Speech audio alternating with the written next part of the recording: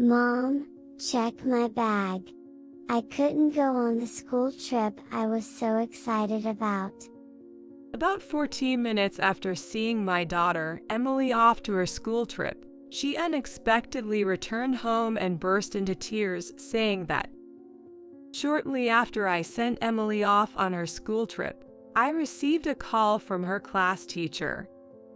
Being told it was an emergency, I was startled, thinking something might have happened to Emily. About 5 minutes after I got off the phone with her teacher, just as the teacher had said, Emily came back home. The reason Emily came back home was something in her backpack.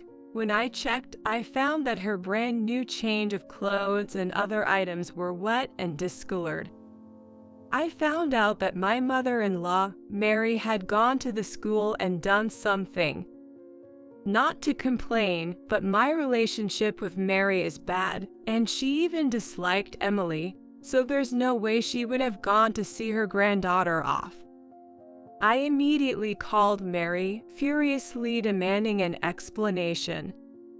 Then Mary said that it wasn't fair for only Emily, one of her 2 granddaughters, to go on the school trip. She thought it would be too sad for the other granddaughter who couldn't go. Mary justified her actions as delivering justice to Emily, insisted she did nothing wrong, and abruptly hung up the phone. Unable to contain my anger, I reported the incident to a certain person. As a result, Mary ended up provoking the wrath of that individual, leading to her own downfall. I am a housewife in my 30s. I have a daughter with my husband, who is in the same age group as me. Emily, who turned into a 6th grader this year, has been looking forward to her school trip for quite a while. Since kindergarten, Emily has been practicing rhythmic gymnastics, and sometimes she demonstrates her skills as an example during gymnastics in her physical education class.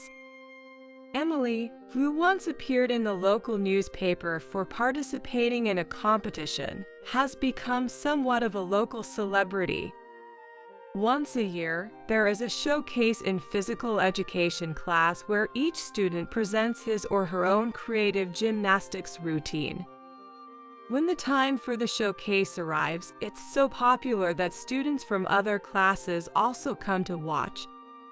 Despite her popularity, Emily has never been overconfident or boastful about it. Whenever asked for help, she willingly spends time with her friends, offering advice and assistance until they are satisfied.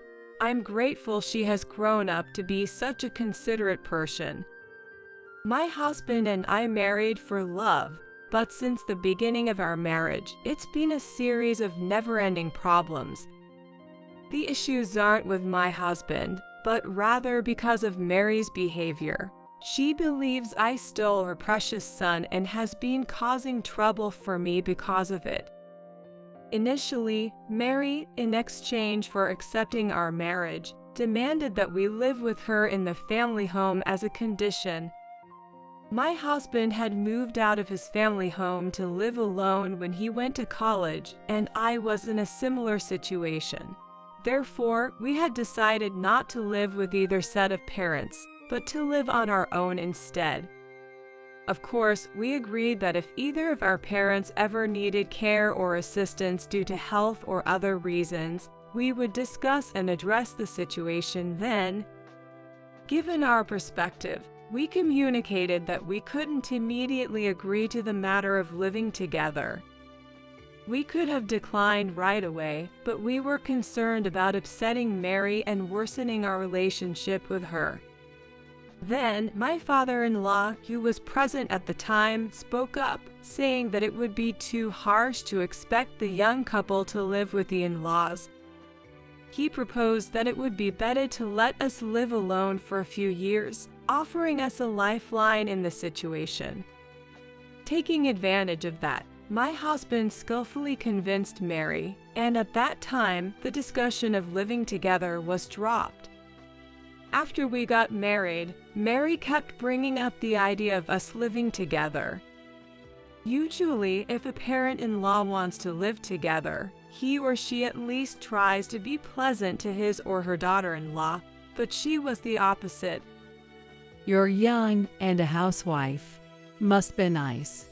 When I was your age, I worked part-time to help with the finances. I bet you keep the house immaculate. Then what's this mess? She would come over when my husband was away, find faults in everything, and leave after criticizing.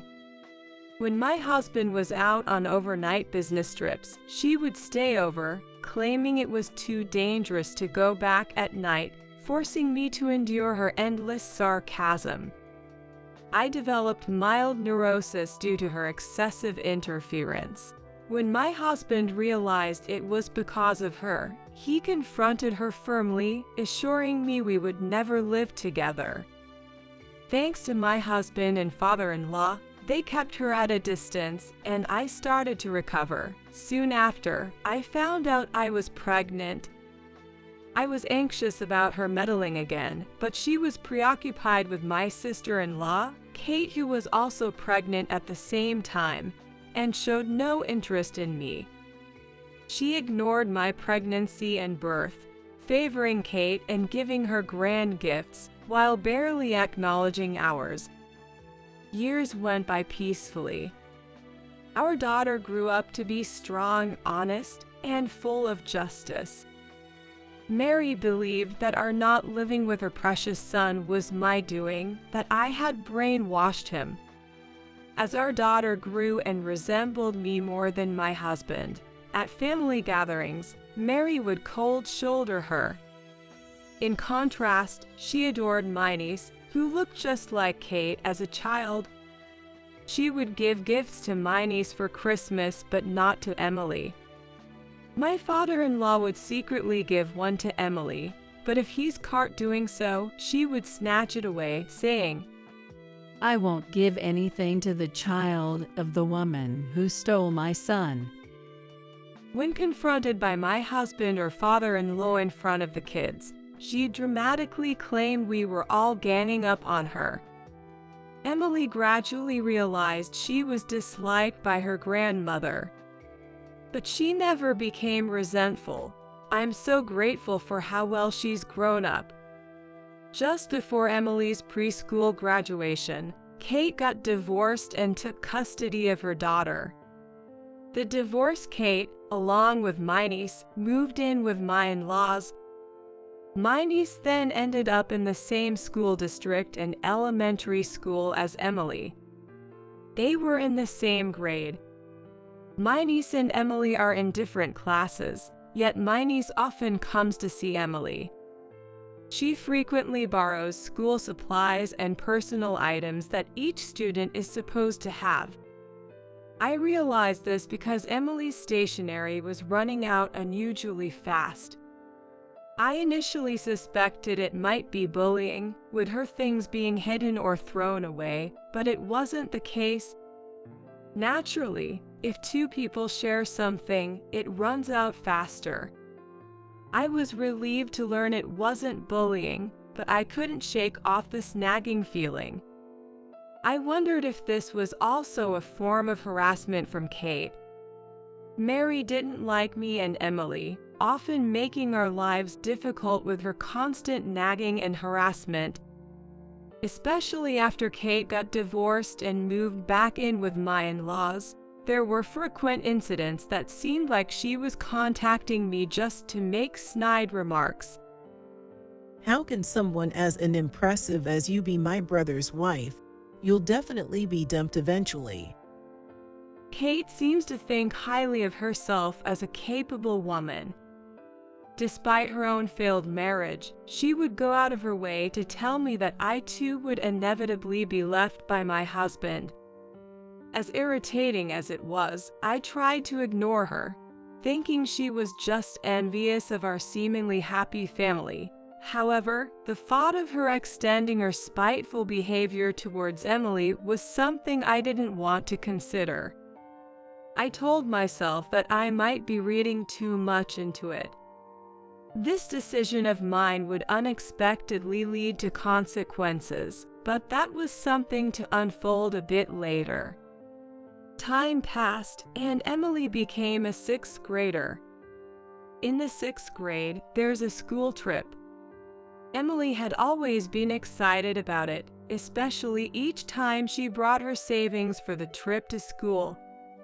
Now that she had reached the grade when the trip would finally happen, we frequently discussed where they might go in our conversations as a family. When it came to my own school days and my husband's, our daughter became curious about our school trip experiences as soon as the schedule and location were decided. Once our daughter brought home a note from school asking each family to prepare for the upcoming school trip, she and I began to prepare little by little. While she was excited and upbeat, I felt a bit worried.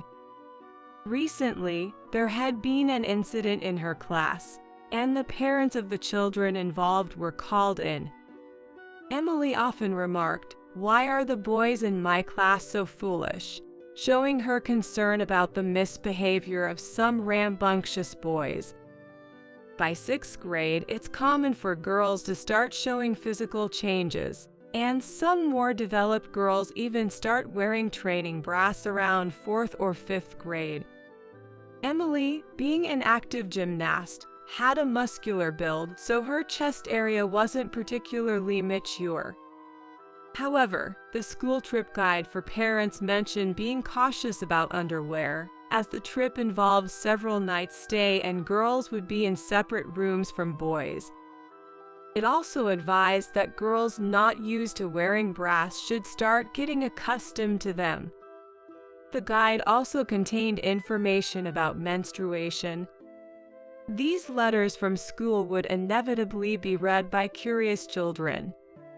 It seems that some mischievous boys reacted to the words period and bra and started teasing girls who were more physically developed or harassed them out of sheer curiosity. I had already talked to Emily about the changes her body would undergo as she grew older. Even before the school brought up the issue of underwear, her gymnastics club had discussed it, especially since gymnastics attire tends to be form-fitting, highlighting body lines. The club's discussions included care for girls as they approached puberty. So, I had already taught Emily about the individual differences in growth, and that it's wrong to tease others about their bodies. Emily, who has a strong sense of justice, defended the teased girls and called out the boys' bad behavior. One of the boys, whose father was a city council member, complained to his dad about a sassy girl standing up to the boys. This led to a major fuss at school, with the parents of the boys' friends demanding that the parents of the outspoken girls be called in. However, since there had already been issues with boys teasing physically developed girls, the parents' demands were not acknowledged. The parents of the teased girls even threatened to report the matter to the school board if it happened again, which led the school to adopt a stricter stance towards the boys and their parents. As a result, Emily became even more popular among the girls, seen as a brave and reliable ally. However, when out of their parents' sight, kids can sometimes commit acts that would put even adults to shame. I was really on edge about whether Emily would face any revenge from the boys' group she had a conflict with. Though the teachers, including the homeroom teacher, promised to keep an eye out, my worries didn't just disappear. Contrary to my anxiety, Emily seemed unconcerned, treating it as a thing of the past. We spread out the shopping for the field trip over several days. We couldn't do it on the days Emily had her rhythmic gymnastics classes. During one of these shopping trips, I unexpectedly ran into Kate. At first, I thought I could handle just Kate, but then Mary showed up from inside the store. They were shopping together, but Kate had left the store first out of boredom while Mary chatted with a salesperson. So I ran into Kate first, and shortly after, Mary joined us. Good timing. I heard your daughter's a star in her rhythmic gymnastics class. I don't want any favoritism towards my grandkids. Since your daughter attends that gymnastics club, I want both of my granddaughters to join. But I'm a single mom, so naturally, you'll cover the fees. She even demanded I do the driving. Why should I have to do all that? When I firmly refused, Mary accused Emily of bragging. That cheeky daughter of yours must have bragged to her, who's in another class. Don't look down on us just because I'm a single parent. Saying we can't afford extracurricular activities because we don't have a father figure belittles us. I generally avoided any interaction with Mary and Kate. They demanded I pay the gymnastics skis and drive as compensation. Emily denied saying those things, but Mary yelled, "Children should not butt into conversations between adults." Emily, holding back her frustration, tightly gripped my hand. I couldn't let Emily endure this alone. I said we'd discuss it with my husband and decide. I trust Emily. She wouldn't say such things. I promised to speak with my niece to hear both sides. Announcing that we'd talk to my niece and make a decision, Mary and Kate seemed panicked at the prospect of my husband getting involved. Seizing the opportunity, we left. Once home, I hugged Emily. "I'm sorry for making you go through this," I repeated. She reassured me it wasn't my fault, but deep down, I knew my strained relationship with Mary was a factor. Even if it was caused by Mary's thoughtless words and actions. I briefed my husband when he got home. My husband informed my father-in-law about the situation, and it turned out that Mary and Kate, who were at their family home as well as his niece, were all concerned about what's happening. But I knew Mary and Kate wouldn't be easily deterred. Despite the difficulties, the day of the eagerly awaited school trip arrived. Despite checking everything the night before, I still asked Emily if she forgot anything. With a smile, Emily reassured me, "It's all good, Mom. We've checked everything together several times," and then she left the house with a light step. It's just about a 5-minute walk to the school. The kids were traveling by chartered bus, stopping at rest areas on the way. While doing household chores, I kept glancing at the clock, thinking, she must be boarding the bus by now, right? It's almost time for them to leave on schedule. I just couldn't help but worry. I was reminiscing about how, when I was Emily's age and went on my school trip, my mother must have felt the same way after sending me off, oblivious as I was, having fun with my friends. Just as I was lost in these thoughts, the house phone rang at an unusual time. Just 14 minutes after Emily left, I received an unexpected call from her teacher. When I was told something unexpected had happened, my heart raced, fearing Emily might have been in an accident. But as I listened to her teacher's relatively calm voice, I began to understand the situation. Emily had to come back home due to some circumstances. If I could quickly replace some items in her bag and drive her to a specified station, she could catch up with the chartered bus. After thanking the teacher for their thoughtful consideration and hanging up, I quickly found suitable replacements for the items she was supposed to take on the trip. As I was in the middle of changing clothes, Emily returned home, crying. I knew some of the details from the teacher, but seeing Emily's state was different from what I had been told. Just 14 minutes earlier, she had left the house looking bright and energetic. The only difference now was her tears instead of a smile. I asked her what happened, and she told me to look inside her backpack. When I checked, I found the interior slightly damp, though not enough to seep through to the exterior. The backpack, originally waterproof, had been further sprayed inside by my husband, anticipating any unforeseen events.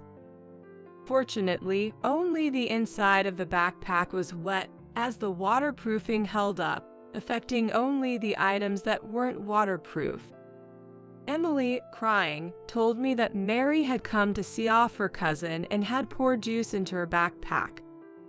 Aware that her own grandmother didn't like her, Emily assumed she had come to see off her cousin, not her. So, engrossed in conversation with her friends from the same group, she didn't notice Mary standing behind her. It was her friend who was talking to her that noticed and said, "Hey, there's an unknown old lady touching your backpack." By the time she turned around, something had already been put in, and when she checked, she found the inside of her backpack was wet. Emily, understandably upset, confronted Mary, but she dismissed it as an accidental spill and left. I reassured Emily, telling her I would speak to Mary and encourage her to reset her mood and enjoy the school trip. I prepared a smaller backpack I normally use, filling it with substitutes for the original items and new spare clothes we had bought as reserves.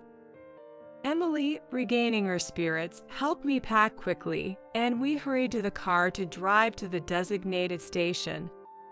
We arrived before the bus, which had been caught in a bit of traffic. The bus made a special stop just for her, which we were grateful for. Emily boarded the bus, was greeted by her friends, and waved at me multiple times as she set off on the school trip. After watching the bus Emily was on disappear from view, I returned home, and before finishing up the remaining household chores, I called Mary to protest. I knew getting emotional would play into her hands, so I had to stay calm and composed while making my protest. Before picking up the receiver, I took several deep breaths. As I called her, Mary answered after a couple of rings. I calmly demanded an explanation for her actions with Emily's backpack. She's one of my 2 granddaughters, and it just seemed so unfair for only one to go on the trip. I thought you wouldn't listen to anything I said, so I wet the items in her backpack to prevent her from going. Isn't it your lack of concern to blame here? Shouldn't you realize that? What was this woman saying? That was my reaction upon hearing Mary's excuse. But as infuriating as it was, I knew calling her names would mean losing the argument. I tried to stay calm and counter her words. But then she abruptly ended the call, claiming she had to go out. I wasn't even aware that my niece couldn't go on the school trip. I generally avoided any interaction with Mary and Kate. How could I have known? Moreover, Emily hadn't mentioned anything about her cousin not being able to go. There was no information about any illness or injury, and even though my relationship with Kate wasn't good, if my niece had been sick or injured, my husband would have heard about it. My husband would have surely shared such information with me, at least for the sake of keeping me informed. The anger inside me was boiling, and just then my niece called. She confessed to feeling envious after seeing how excited Emily was about the trip. I generally avoided any interaction with Mary and Kate. However, she was told by her mother that she couldn't go because they hadn't made any payments for the trip. Mary, upon hearing this, decided that since my niece couldn't go, It would only be fair if Emily also had a painful experience. She had said this the night before, but my niece never thought she'd actually prevent her from going. My niece apologized to me. It turned out she didn't know they weren't making payments. Kate had told her that the trip was fully paid for and that she didn't have to worry about anything. So, my niece believed what she was told, but as the school trip drew near, she was confronted with the fact that no payment had been made. What a cruel thing for Kate to do. There were children in Emily's class who, for various reasons, couldn't attend the trip. When I was a child, there were also kids who didn't participate in school events due to illness or religious reasons. I had told Emily not to ask such children why they weren't going. I assume my niece's teacher, trying to be considerate, didn't pursue the unpaid fees for the school trip. If they had, my niece would have questioned it, and my father-in-law, who lives with them, would have noticed. I couldn't forgive Kate for imposing such a burden on her child. I had been avoiding them, but this time I couldn't just let it go. I decided to take action, not just for my niece, who had apologized to me, but also to give them a piece of my mind. I reassured my niece that it wasn't her fault and that this was an adult problem. That evening, when my husband came home from work, I explained everything that had happened. He immediately contacted my father-in-law, and we shared the whole story. My father-in-law, still working and in his late 50s, regretted not noticing the issue with the trip and apologized.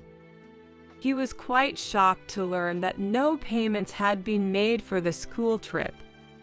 My husband was furious that Mary had gone to such lengths to harass our daughter at school. He apologized to me, regretting that he could have adjusted his schedule to drop our daughter off at school, thinking that if he had been there for the send-off, he might have been able to stop Mary's wrongdoing. It's hard to imagine Mary, who had never been involved in school events, would show up for a send-off. The resolution left a lot to be desired. However, my father-in-law wasn't done yet. After our conversation, he woke up Mary and Kate to give them a piece of his mind. This lecture apparently went on until the early hours of the morning, leading them to call us before dawn as a form of retaliation. How do you like being woken up? Because you snitched to Dad. Mom and I got an earful of nagging from him. I'm too sleep deprived to do any housework, so you come here and make breakfast. It's only fair since you acted all self-righteous and told on us. What an incompetent daughter-in-law you are. However, I had only answered the phone out of reflex to the ringing and was half asleep throughout their complaints, eventually falling back asleep. Seemingly taking my mumbled responses seriously, Mary thought I was coming over to make breakfast and didn't prepare anything for my father-in-law. This led to him getting upset, wondering if his lecture hadn't been enough, and rushing to make breakfast himself. In her haste, she made extremely salty scrambled eggs, and my father-in-law apparently commented that a wife who can't even make proper eggs and only knows how to get others in trouble is useless, almost like declaring a divorce. My husband thinks that this incident has finally gotten to Mary, and she might quiet down for a while. I hope so. Given all the times Mary has caused trouble, I wonder if just the threat of divorce would be enough to calm her down. But in reality, as my husband predicted, there were no more sarcastic calls from Mary or Kate, and we had peaceful days until Emily returned from her school trip. She couldn't stop talking about her trip, and during dinner, I had to remind her to either eat or talk. She excitedly shared her experiences, with gestures and all, right up until bedtime. She had only a limited amount of pocket money for the trip, but still bought souvenirs for us. She even thought of her cousin who couldn't go. Emily had noticed her cousin's absence and asked why. The teacher, not revealing the true reason of unpaid fees, simply said she fell ill suddenly. Hearing this, Emily bought matching keychains in different colors for her. I told her that her cousin was feeling better and would be back at school. I believe sometimes it's okay to tell a kind lie for someone's sake. A few days later, my father-in-law called us for a talk. The revelation about the unpaid school trip fees led him to contact Kate's ex-husband. My father-in-law had been unaware of their divorce's reason. He apparently avoided the issue because he felt it was a matter between the couple. However, seeing the financial struggles of Kate and my niece, he reached out to see if the ex-husband could contribute even a little in child support. The truth he learned was far different. The divorce was due to Kate's terrible spending habits, which her ex-husband couldn't tolerate any longer. He had initially planned to take custody of my niece, thinking Kate was incapable of single parenting. However, she adamantly refused to let go of her daughter, so he gave up custody in exchange for the divorce. He was desperate to leave her. The ex-husband had been faithfully paying the agreed child support, including separate amounts for school fees. Learning that his daughter missed the trip due to unpaid fees was a devastating and infuriating revelation for him. My father-in-law, too, had been concerned about my niece's lack of school supplies and worn-out stationery, and had given money to Mary to buy new ones. But Mary squandered the money on outings with Kate. Kate also spent the child support from her ex-husband on herself, not on my niece. My father-in-law asked my niece how she managed at school without the necessary supplies. She replied that she was told to borrow from Emily. It all made sense to me then. For a while, I had noticed the contents of Emily's pencil case becoming sparse. She said it was because she and my niece were using them together, but maybe she was actually giving them to her cousin. Perhaps after being asked to borrow supplies so many times, she just started giving them away, like a pencil here and there.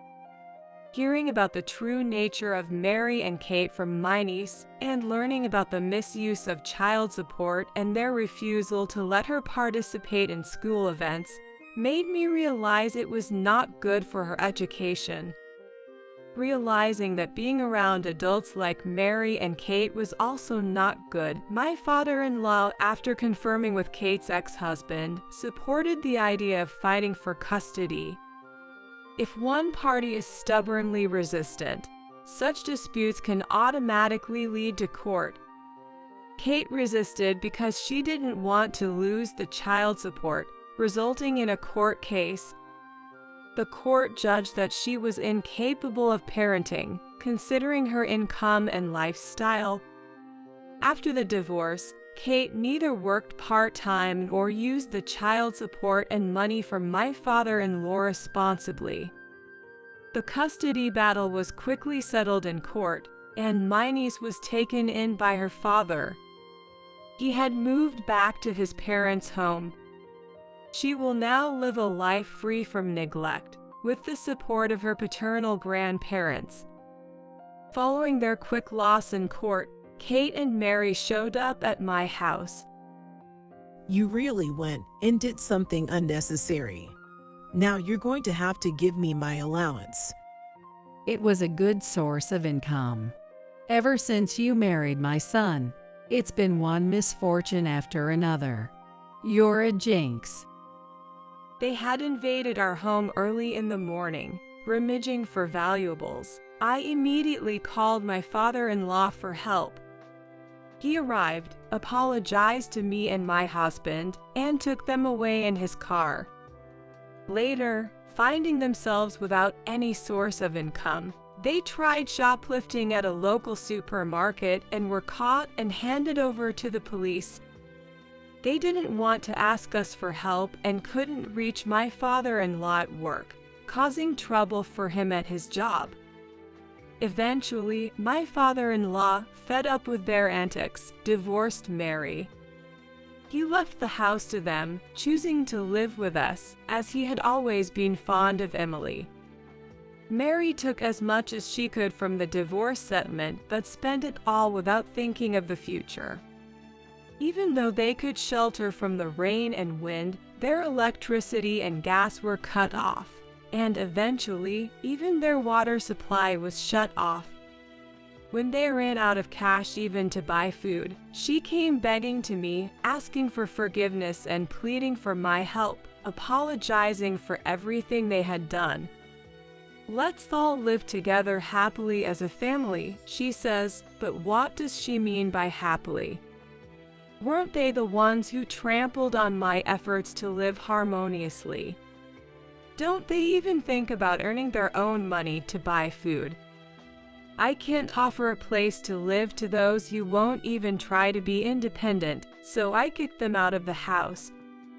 They banged on the door for a while, but eventually, the police came due to a neighbor's call and gave them a warning. Having already been interrogated by the police once, they probably thought it'd be bad to get caught again and finally left. After that, they never came begging to us, but I heard they racked up a lot of debt from shady sources and didn't even try to work to pay it back. Their former house was plastered with demands for repayment, and at one point, loud angry voices could be heard, but now it's quiet, and I've heard neither Mary nor Kate have been seen. I don't know and don't want to know where they are or what they're doing. My niece has been taken in by her father and had to transfer schools. But she and Emily still keep in touch through letters and calls. They seem to enjoy their conversations. My husband and her father, now finding common ground, have been exchanging parenting tips through emails. They're even discussing taking the girls on a small trip together. I just hope for a brighter future for both my niece and Emily. Out of the blue, my 9-year-old son, Nick, was diagnosed with pediatric cancer. Nick had been complaining of persistent fatigue, and while I never thought it was just regular tiredness, pediatric cancer was the last thing on my mind. From that day, he was forced to be hospitalized for tough treatments.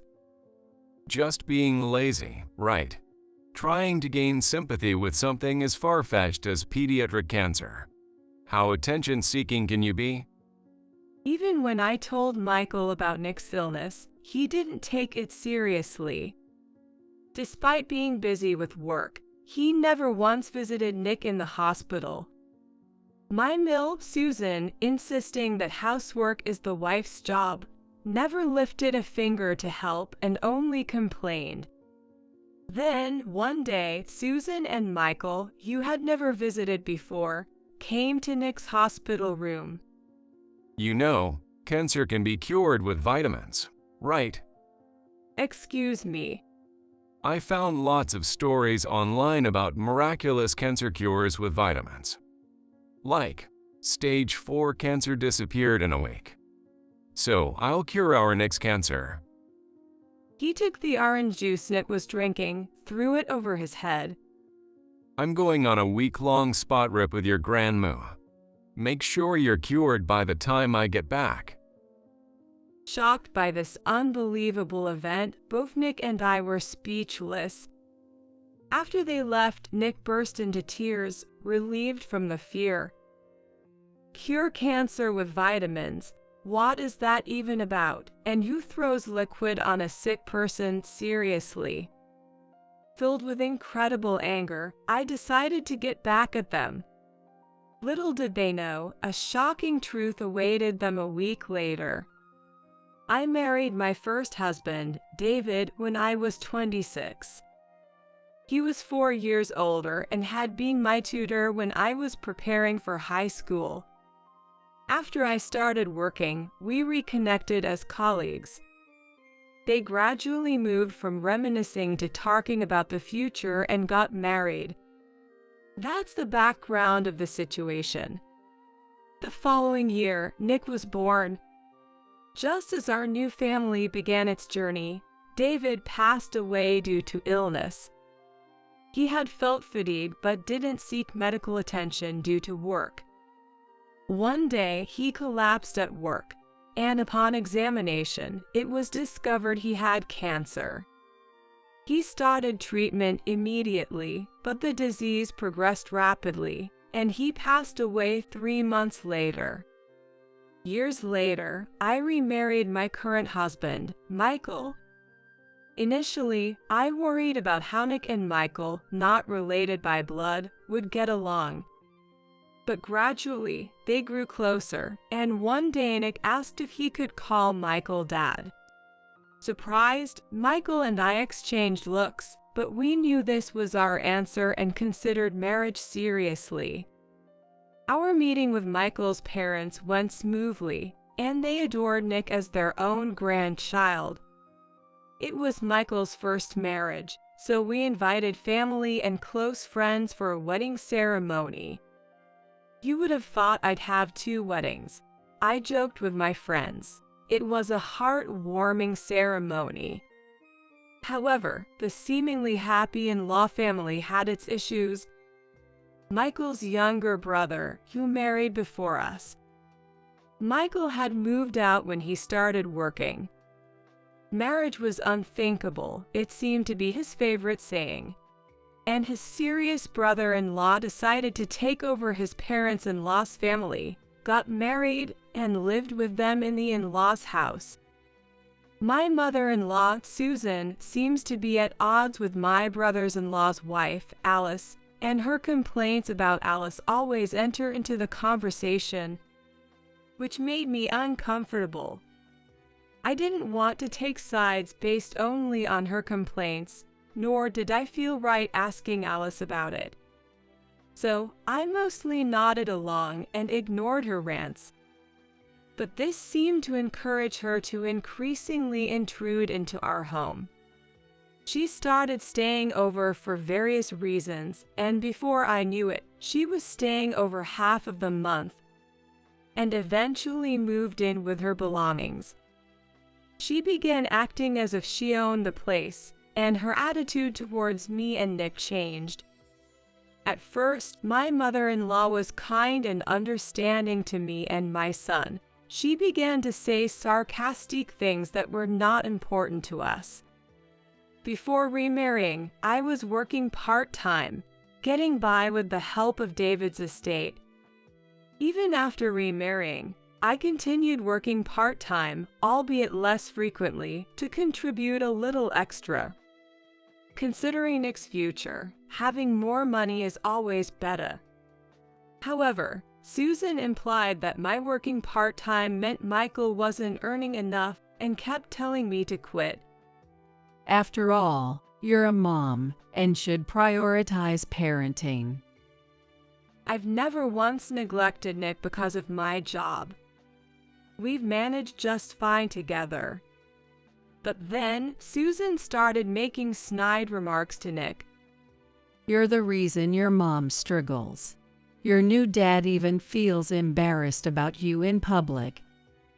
She blamed Nick for making Michael feel uncomfortable and started forcing him to do middle school level workbooks, which were too advanced for a child in lower elementary. He hasn't even learned the basics, and she's making him do middle school workbooks. Of course, Nick couldn't answer any questions and ended up crying. She'd even take away his meals, saying his crying was annoying and that boys shouldn't cry so much. Gradually, Nick became afraid of her and started avoiding being alone with her. What an unlovable brat. He lacks cuteness because he doesn't get enough motherly love. What kind of parenting is this? She said it so that my son could hear her, so my son would often say sorry and apologize to me. It must have been hard for him that I was being blamed because of him. If I confronted Susan directly, she'd take it out on Nick, so I gradually became unable to voice my opinions. But considering Nick's welfare, I couldn't stay silent. I waited for Michael, who was often away for work, to come home and then shared everything about Susan's behavior. But he didn't believe me, insisting that his mother couldn't possibly say such things or treat a child badly. You say my mom's terrible, but maybe you're the one being harsh to her. What? I've heard complaints. You can handle the housework properly. Since we can live on my income, just focus on the house and stop working outside. I was baffled. I'd been told to quit my job but had never forced housework onto Susan. In fact, I had never seen her do any housework. She'd just sit around like the lady of the house, ordering me around. She complained about the seasoning of meals, but I'd never had a chance to taste her preferred seasoning. How could I guess flavors I've never tried? I'm not a mind reader. I almost spoke back many times but always held back. Fearing Nick would become her target. Gradually, Michael's attitude toward Nick and me became colder. Still, coldness was bearable. Sometimes he'd get so angry it was as if another personality had taken over. He never hit us, but he'd throw things, sometimes hitting Nick. Once, when Nick cried from pain and fear, Michael dragged him outside, saying to stay there until he stopped crying. I shielded Nick, ready to be hit, but luckily, Michael lost interest, muttering it was a turn-off. He must be stressed from work. I fought, believing he'd return to his kind self if he calmed down. I decided to endure, prepared to protect Nick from harm, but it wasn't easy. Amidst these unresolved issues with Susan and Michael, Nick turned 9. He loved basketball and started attending a clinic held by an amateur basketball team. Having something to focus on, and less time facing Susan, he seemed much happier. Then, one day, he started feeling unwell. At first, I thought he'd overdone it with basketball and let him rest, but a week passed without improvement. It seemed to worsen, so I took him to the pediatrician we'd always relied on. They suggested we get more thorough tests at a larger hospital. I was clueless about big hospitals. The only experience I had was when David was treated. The doctor, having connections, wrote a referral for us. I was advised to get a medical consultation as soon as possible, preferably by tomorrow. I was grateful for seeing a familiar doctor first, but at the same time terrified that Nick might have a serious illness. I told Michael, asking him to come with us, but he refused. It's probably just him faking it. Did something happen at school?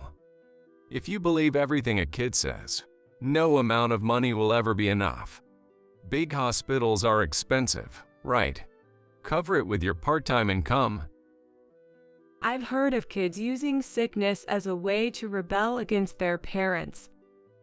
But would a child fake being sick to the point of not eating well and continue it for a week? Even adults find it hard to fast for a week to make a statement. It requires extraordinary determination. In any case, Nick's illness lasting a week surely meant something was wrong. I had no issue paying with my part-time income and declared to Michael that I would take Nick to the hospital alone. He just responded with a dismissive "do whatever you want," and was visibly upset that evening. The next day at the hospital, they prepared for the worst-case scenario. When I asked the doctor what that meant, they said pediatric cancer. Symptoms can be similar to a cold, including abdominal pain or sudden weight loss. They asked if I had noticed anything unusual, and Nick revealed he had been experiencing joint pain.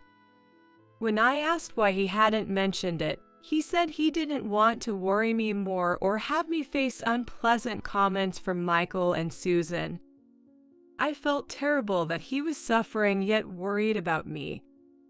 Perhaps if I had managed things better with Michael and Susan, I would have noticed the signs of Nick's discomfort earlier. As I reflected on my shortcomings, another shock hit me. Nick's illness was an early symptom of pediatric cancer. He had to be hospitalized, and while preparing for his stay, I informed Michael and Susan. Pediatric cancer. A worthless burden that costs a fortune. I won't pay a dime. Cancer hereditary, right? David died of cancer, didn't he? Thanks for passing on such a great legacy. Michael added coldly. Their heartlessness was beyond belief. Cancer treatments can be quite expensive. Susan was only worried about the cost. Michael even said in front of me that the treatment expenses would come out of my part-time income. I couldn't stand being around these foolish people any longer, so I quickly left for the hospital where Nick awaited. Nick had to give up basketball, which he loved, and his enjoyable school life to focus on the treatment. Fortunately, the pediatric ward had a school, so he wouldn't fall behind in his studies. But seeing other children in much worse conditions was a shock to him. Will I end up like them? Will I never play basketball again? I wanted to become a star player to make your life easier, Mom. He felt guilty for burdening me with his illness. It's said that a patient's mental state can influence their condition, so I was advised to avoid making him feel like a burden. I've never blamed him, but maybe my worry showed. Maybe I unconsciously emitted an aura of anxiety that he picked up on. I resolved to bolster my spirits and encourage Nick, who was becoming increasingly disheartened. There were times he cried out, wishing to die rather than getting better. The side effects were so painful that it seemed unbearable. They say even adults find some cancer treatment tough, to the point where they feel like giving up.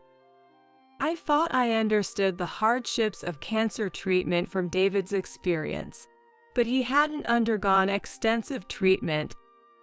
In reality, I only thought I knew. You can say anything with words. But I wanted to truly support Nick. I sought opportunities to hear from those who had experienced similar situations. We were introduced to a college hospital where I met a student who had survived pediatric cancer. I listened to the person's story and asked what words were painful and what words made him or her happy. And what they wished to hear was incredibly helpful. Despite our struggles, neither Michael nor Susan visited Nick. Frankly, their presence would likely dampen our spirits, so their absence was preferable. However, a bit of concern when I returned home for Nick's clothes would have been appreciated. Back at the hospital again. Aren't you my wife? Why are you neglecting our home to do this? The rare times he spoke to me were just to berate me for prioritizing Nick over being a good wife. Whether at the hospital or home, there was never a moment of peace for me. I was constantly on edge, barely getting by on sheer willpower. Amidst all this, my father-in-law, Bob, was the only one who consistently came to visit us.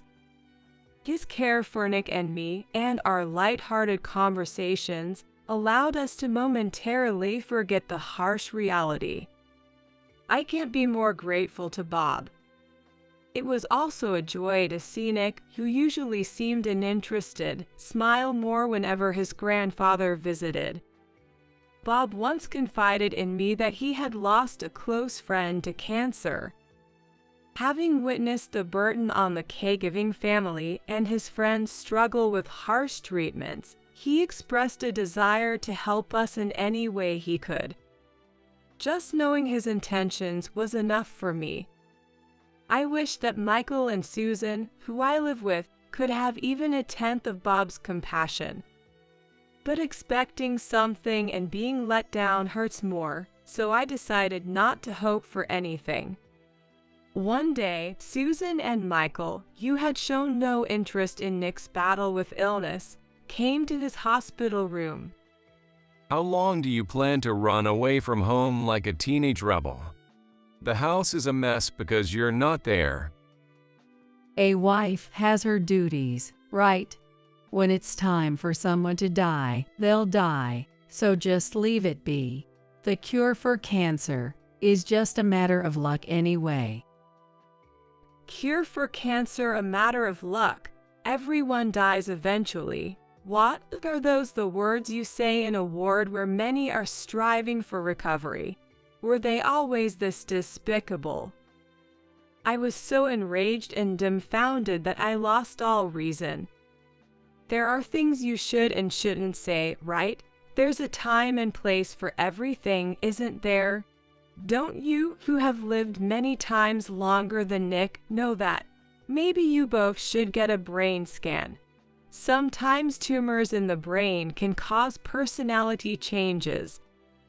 I remembered some medical drama with a similar plot, though it was a vague memory. I said it confidently, hoping to scare them a bit. You're insulting the mother who raised me. Your son's weak and got cancer because of your poor parenting, right? I read online that cancer can be instantly cured by just taking vitamins. I'll cure him. Michael grabbed Nick's half-finished orange juice and poured it over his head. It was a move so unexpected that I couldn't intervene. Nick and I were so shocked that we could only stand there, stunned. Michael and Susan pointed and laughed at us. I'm going on a trip with Mom. If your stupid son's illness isn't cured by the time we return, who knows what we'll do. Keep that in mind. Make sure you clean up the house by the time we're back. They left the room after their one-sided tirade. As the tension eased, Nick burst into tears, overwhelmed by fear. The nurses rushed in upon hearing the commotion, busying themselves with cleaning and changing the sheets. Meanwhile, Nick and I waited in an empty room. I apologized to Nick for making our supposedly normal life, especially our home, a place of fear for him. I regretted my naive hope that reducing contact with Susan could somehow make things better, and for enduring these past years, I apologized to Nick. He comfortingly said he endured the mean granny just like I did, showing his kind nature. I vowed to exact an unforgettable revenge on Michael and Susan for their cruel words to Nick. About a week after making my vow of revenge, Michael called me. Hey, why can't I get into my own house? What kind of wife locks out her husband? Do you forget his providing for you? His voice was so loud, it rang in my ears, even with the phone's volume down. When did that house become his, anyway? That house was inherited from David. Michael suggested we start our married life there since his apartment lease was nearing renewal. He had said we'd eventually move to a new place, but there was no sign of that happening. Before remarrying, a friend of David had offered to buy the house, offering a price above market value. I considered it, thinking we'd move to a new home after remarrying. and Michael might feel uncomfortable in David's house. The offer was tempting, with the location and layout being ideal, and they were willing to meet my asking price. However, I couldn't part with the memories of David and kept the house. I told them we could discuss it again when I was ready to sell. However, Michael never mentioned moving out, and Susan made herself at home, leading to our current situation. I recalled someone saying that memories aren't in things but in people's minds. It's only now that I truly understand that sentiment, albeit a bit late. I should have sold the house when Susan started to overstay. When I approached David's acquaintance about selling the house, although it was belated, they were delighted to help. They even apologized for bringing up the sale during a time when I was grieving. The paperwork for the sale had already been completed. They were considerate about my move and Nick's illness, agreeing to work around my schedule for handing over the house. I was grateful, but to truly get revenge on Michael and Susan, I moved out promptly. I sent Michael and Susan's belongings to their family home, charging them for the shipping. Nick and I took only the essentials and had already moved into our new place. When Michael kept insisting it was his house, I reminded him it was inherited from David and belonged to me. He was momentarily taken aback but quickly retaliated. Even if that's true, you had no right to make decisions without consulting me. Who lived there with you? I paid for the maintenance, so it's my house. Living in the house, we also faced issues like poor water flow and faulty toilets, signs of deterioration. He argued nonsensically that because he had paid for some repairs, the house belonged to him. I ignored his reasoning and declared my intention to divorce him. Hearing our conversation, Susan interjected. What an ungrateful woman. After accepting you, a remarried woman with baggage, as a daughter-in-law, you want a divorce? Women like you are a nuisance wherever you go. I'm saying I'll disappear from your lives, which should make you happy. Why not just agree to the divorce? You should be relieved to see me go. Be honest for once. Caught by the truth, Susan fell silent. I didn't think this gave me the upper hand, though. I had to be extra cautious and not give them any advantage. When I discussed selling the house, David's acquaintance asked if something had happened. I confessed that I had planned to sell the house inherited from David once I found a new place to live with Michael. However, that was delayed due to his procrastination and Susan's domineering presence. I had given up on mending my relationship with Susan long ago. I admitted my indecisiveness in hoping Michael would return to his former self. The acquaintance, after hearing everything, sympathized with our situation and introduced me to a competent lawyer. The lawyer, very supportive, assured me we'd pursue a divorce that would lead to happiness for us. I initiated the divorce through the lawyer, and Michael eventually agreed, finalizing it. There was a reason David's acquaintance was so helpful. They were executives at a company that did business with Michael's employer, and Michael was the responsible officer for that account. When they requested a change of personnel from Michael's company, he was summoned by his boss, who demanded to know what offense he had committed. The company didn't want to lose a major client. Michael, clueless, denied any wrongdoing.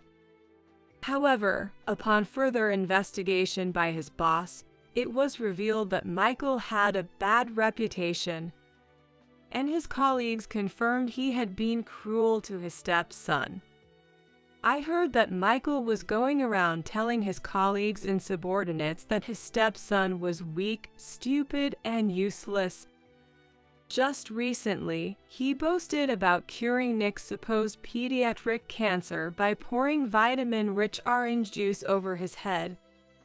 A subordinate checked the website Michael mentioned, finding it suspicious and linked to a scam recently exposed in the news. The organization Michael was involved with turned out to be the seller of so-called miracle water at outrageous prices. When he was severely reprimanded by his boss, he defiantly responded, "Does it matter to the company what I do to the kid? It's none of your business." He even bragged about how he had disciplined Nick. The company pointed out his behavior deviated too much from normal societal standards and told him it was too risky to keep such a person employed in this day and age. He was fired. Later, he heard rumors that an executive at a client company was acquainted with me. In reality, the person was a friend of David, but rumors often get twisted. Panicked Michael sought my help. He showed up at my workplace, unaware of my new address. It turns out David's friend had been making moves, complicating his efforts to find a new job. Even without their interference, he would have had to explain his firing from the previous company. There must have been a significant reason for it. I told Michael, who only came to me when he was in trouble, that he got what he deserved and turned him away. Susan had nonchalantly returned to her family home, but there was no place for her anymore. When I decided to divorce, I made sure to tell Bob, who added at Nick, everything that had happened. He was heartbroken that his young grandson had been targeted and became furious upon learning the truth. The fact that Alice had also been mistreated by Susan came to light, and he finally lost his patience with her. When Susan returned as if nothing had happened, he told her they were getting divorced. Initially, she resisted, but then agreed, thinking it was better to receive alimony than to stay with an unwanted Alice and a husband who no longer cared for her. However, she ended up being the one who had to pay alimony, demanded by her Alice for mental distress. Michael, who had been temporarily staying with Susan, was also kicked out of the family home after Bob discovered their mistreatment of me and Nick. Susan and Michael are now living together in a run-down apartment, surviving as best as they can. He struggles to find steady work, managing only to get by with day labor. Susan, having been a housewife for years, refuses to work, and they are constantly fighting, each blaming the other. Their loud arguments have even led to noise complaints and warnings from the police. Both are to blame. Susan initiated the trouble, and Michael went along with it, but he shares the responsibility from the moment he participated. As for Susan, she seems too stubborn and thick-skinned to be affected by any downfall. After everything was settled, Bob visited me and Nick once. He was deeply apologizing for the actions of his wife and son. He wished us happiness and quietly gave me some money as compensation, which I initially refused. But he insisted, saying it was the least he could do since he couldn't be there to see Nick recover. Once I divorced, Nick felt a sense of relief from being free of the fear and control of his stepfather and grandmother, and his mood stabilized. The doctor started noting his good condition more frequently as he became more positive. Having goals helped him endure tough treatments without complaints. His efforts paid off, and he was granted temporary discharge. If there were no issues, he could gradually return to normal life while continuing treatment.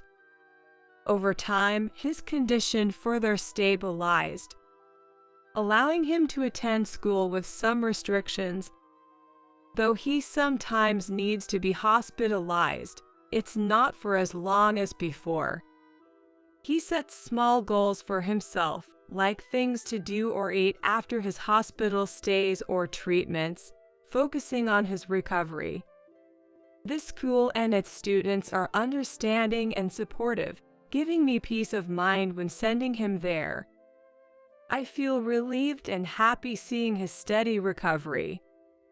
Now, I'm determined to walk towards greater happiness with Nick, side by side. I just got a call from the hospital saying that Emily was rushed there in an emergency. Hurry to the hospital.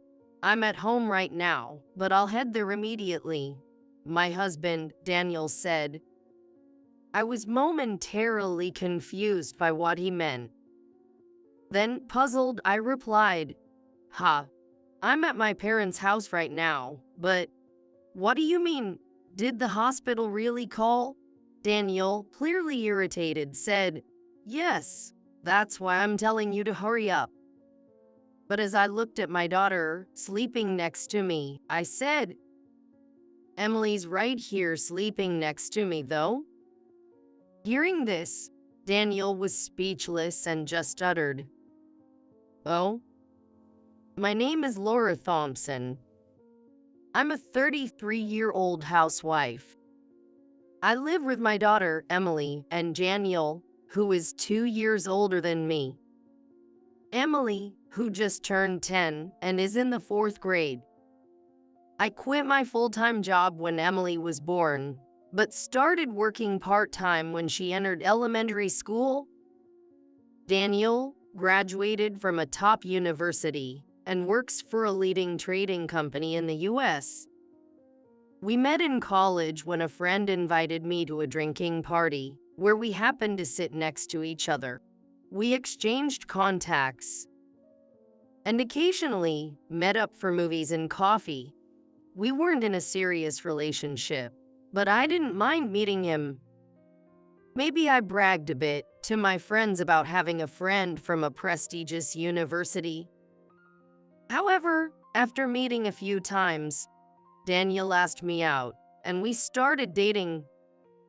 I wasn't particularly in love, but I didn't dislike him either. Honestly, I tend to go with the flow and make decisions based on others' influence. When Daniel asked for my contact, I wasn't particularly attracted to him, but I gave it to him anyway, and I hung out with him, just to avoid the hassle of saying no.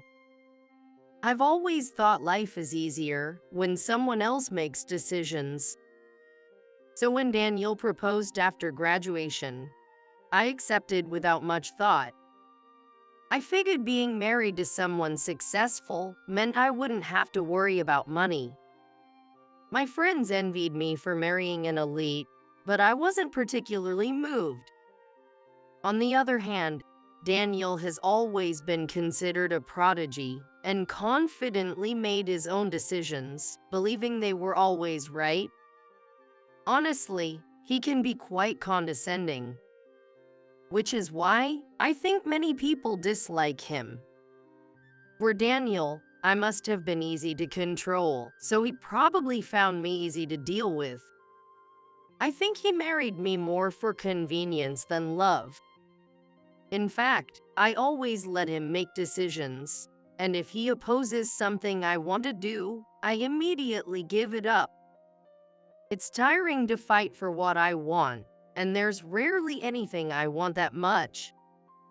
Since we started dating, there's been a clear hierarchy in our relationship. Daniel often says, Laura, you can't do anything without me. Whenever I express a different opinion, he says, How dare you go against my opinion, Laura? You should just do as I say. Many people would see this as condescending. When I mentioned this to a friend, she was concerned and said, It's totally wrong. but in my mind, our marriage works, so it must be fine. There are as many right ways to have a marriage as there are couples. That's what I always tell myself. Until that day. One day, during Emily's summer break, we decided to stay at my parents' house for a few days. My parents wanted to see their granddaughter, so we planned a short visit. Of course, I discussed it with Daniel well in advance. He readily agreed. I was glad, as I would have canceled it if he had opposed it. Daniel couldn't join us because of work, but that wasn't an issue, as my parents just wanted to see Emily. "Say hi to your folks for me," he said as we left. My parents' house is about a 30-minute drive away. When we visited, my parents welcomed us warmly. It had been over half a year since our last visit. I always think about visiting them more often, but it's hard with our busy schedules. When a housewife slacks off on her chores, it's the same as me not going to work. It's negligence. You seem to think that working a part-time job counts as real work, but that's hardly the case at all. There's no real responsibility involved, so it's just like a hobby. A real job like mine involves significant responsibility and comes with a salary that reflects that. I don't visit my parents too often because I can tell it makes him grumpy. So once every 6 months is just about right. Despite this, he doesn't help at all with the housework or childcare. He has no idea how tough it is to juggle a part-time job, house chores, and looking after our daughter. Of course, expressing such complaints would only lead to more scolding from him, so I keep quiet, but the dissatisfaction is definitely building up inside. My mom always says it must be tough for me, so I should relax and take it easy, and I decided to take her words to heart to recharge. She even cooked lunch for me. Mom's cooking is always so delicious. It may sound old-fashioned to talk about Mom's cooking, but there's something special about the taste you've grown up with. I can always relax when I'm at my parents' house. Since some of my old friends still live in the neighborhood, I thought about inviting them over for to eat later. As I was thinking about this, I felt full and content. I dozed off. Emily joined me in a nap. Soon, I was woken up by the sound of my phone ringing in the distance. It was a call from Daniel. I can't understand people who still use phones. They are old. People who prefer phone calls over messaging must be incompetent at their jobs. With texts or emails, you can convey just the essentials and the recipient can check them at their convenience. Phone calls, on the other hand, are intrusive, disregarding the other person's situation, and you can't just hang up after stating your business, leading to wasted time. It's not cost-effective at all. Don't call me unless it's really necessary. He insists, so I knew he must really hate phone calls. Once when I called him, he lectured me for ages about forgetting his dislike for them. Of course, I've almost never gotten calls from him. I can barely remember the last time he called me. He is now calling me, which must mean something urgent. Feeling a bit anxious, I answered the phone. It was unusual for him to sound so flustered, as he said, Emily was just rushed to the hospital. Hurry up and get there. I'm at home now, but I'll head over too. For a moment, I couldn't grasp what he was saying. Confused, I replied, "What? I'm at my parents' house right now, but what do you mean? Did the hospital really call?" Annoyed, Daniel said, "Yes, that's why I'm telling you to hurry." However, looking at my daughter, sleeping next to me, I said, "Emily's right here sleeping next to me, though." Hearing this, Daniel just muttered, "Oh," and was at a loss for words. What could this mean? I was completely baffled, so I asked him, "Was it just the wrong number? But you believed it and were so worried, so it must have seemed real, right?" Suddenly, he snapped, "Shut up. If it was a mistake, then there's no problem," and hung up the phone. What was all that about? It's unlike Daniel to make a wrong number call and even contact me about it. He's always calm and doesn't make a call unless he's sure.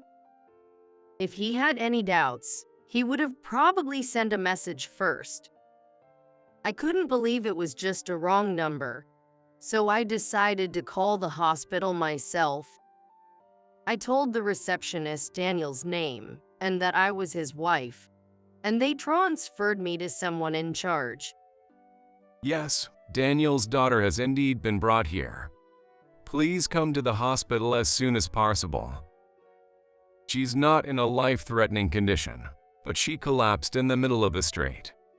The preliminary test didn't find anything unusual, but we don't know the cause of her collapse, so she'll be admitted for further testing. When I asked if they were sure it was Daniel's daughter, they replied she had Daniel's wallet with her and said it was her dad's, so we're pretty sure. The wallet had his driver's license in it, and she recognized him from the photo. They had contacted him using the business card in the wallet.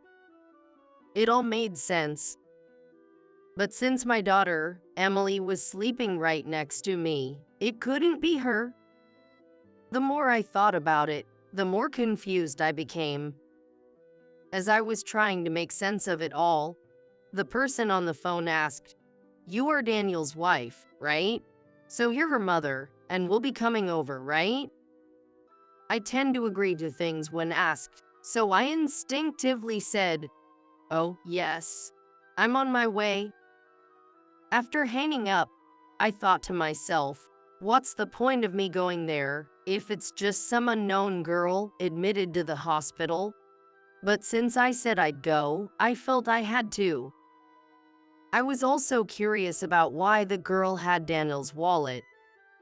The most likely explanation seemed to be that she had found the wallet and mistook it for her father's. I asked my parents to look after Emily and headed to the hospital alone. It wasn't too far, just about a 30-minute drive.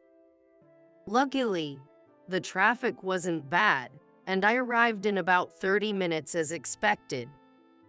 At the hospital, I gave Daniel's name at the reception, and a nurse led me to the room of the girl who had his wallet. They said she could talk, as she didn't seem to have any physical injuries or illness. When I entered the room, I saw a girl about the same age as Emily sleeping there. The nurse cheerfully said, "Your mom is here." The girl woke up. But since I wasn't her mother, she naturally asked the nurse, "Mom's here. Where is she?" The nurse, thinking I was her mother, said, "Right in front of you." The girl looked at me, confused, and said, "This lady isn't my mom. I don't know her. Who is she?" as she turned to the nurse. The nurse was surprised and asked, "Wait, is there some mistake? You're not her mom. Could you look again?" But the girl firmly denied again, saying, "Definitely not. She's not my mom. I've never seen her before." Hearing this, the nurse's face stiffened with a look of disbelief.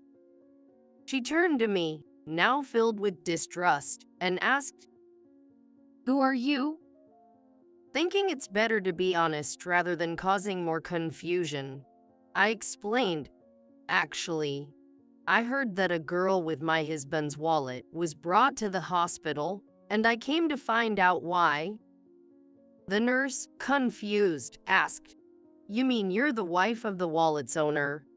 But if you're not this girl's mother, what's going on? I have no idea either. Daniel hasn't told me anything.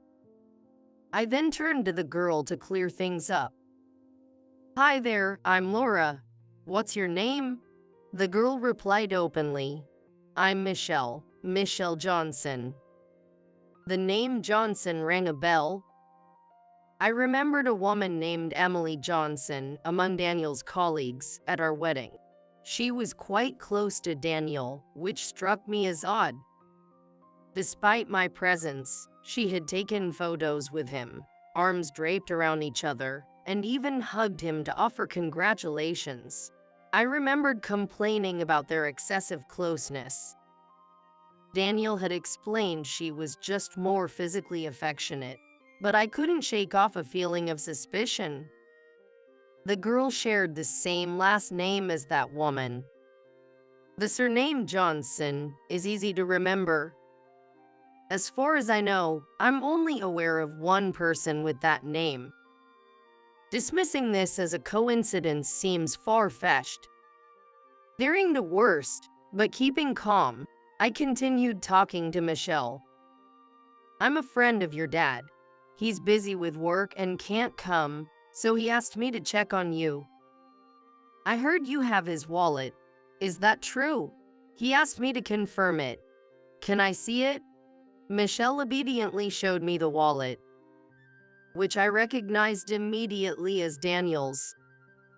In fact, I had given it to him as a birthday present, so there was no mistaking it. There was no doubt now. Can I see what's inside, just to be sure? I asked. She showed me, and it contained Daniel's business cards and driver's license. This confirmed it was indeed his wallet. But there was a chance Michelle was mistaken. So I asked, just to double check, what's your dad's name? She promptly replied, my dad's name is Daniel Thompson. He works at the same company as my mom. This wasn't a misunderstanding. Moreover, she said her mom worked at the same company as Daniel. My worst fears seemed to be becoming reality, but I had to be sure. I asked Michelle why her last name was different from her dad's, but she hesitated and didn't provide a clear answer. But Mom said she's going to change her last name to his soon, was all she said. Taking a leap, I asked, is your mom's name Emily, by any chance? She confirmed, yes. That's right. Are you friends with her too? My suspicions were confirmed. Just as I was grappling with this shocking revelation, I heard a voice from behind. Hey, what are you doing here? It was Daniel. I was surprised, but it made sense for him to be here, since his daughter was hospitalized. Plus, he knew about the wallet with his driver's license. Trying to remain calm, I asked, why are you here? You were angry about a wrong number earlier. So if you're here, does that mean it wasn't a wrong number after all? I wanted to hear his explanation. He awkwardly said, I came because I heard someone had my wallet. Maybe she found it after I lost it. Michelle then clarified, Dad left it at our house when he visited. I was bringing it back to him, but collapsed on the way. What are you talking about? Maybe she hit her head when she collapsed, or the medication is affecting her. She must be mistaking me for her dad. Hope her real dad shows up soon. I'll take the wallet then. In his explanation, Daniel, flustered, talked over Michelle's words and forcibly took the wallet from her. Michelle, upset by Daniel's incomprehensible actions and his forceful taking of the wallet, ended up crying. Ignoring her tears, he said, I'm leaving now. You're heading back too, right? See you then, and quickly left. As Daniel and I were about to leave the hospital room, he bumped into a man entering. "Oh, sorry," Daniel said, trying to continue on. But the man stopped him. Excuse me, aren't you Daniel? Daniel, not expecting to hear his name here, responded with surprise. "Yes, that's me, but who might you be?" It was clear he didn't recognize the man. The man glanced at Michelle and whispered, "Perhaps you'll understand if I say I'm her grandfather." Hearing this, I couldn't help but exclaim in shock. Daniel was even more astonished. His eyes were wide and mouth was trembling. Obviously, he was struggling to find words, but he couldn't say anything. The man said, "I need to talk to you about something not suitable in front of the child. Could you step outside for a moment? It won't take long." Daniel, pale-faced, followed him out of the room. Wanting to be part of the conversation, I followed them and asked the man, "May I join you?" He initially hesitated, saying the conversation was extremely private. But when I quickly stated, "I'm actually his wife," he looked surprised and nodded in acknowledgement.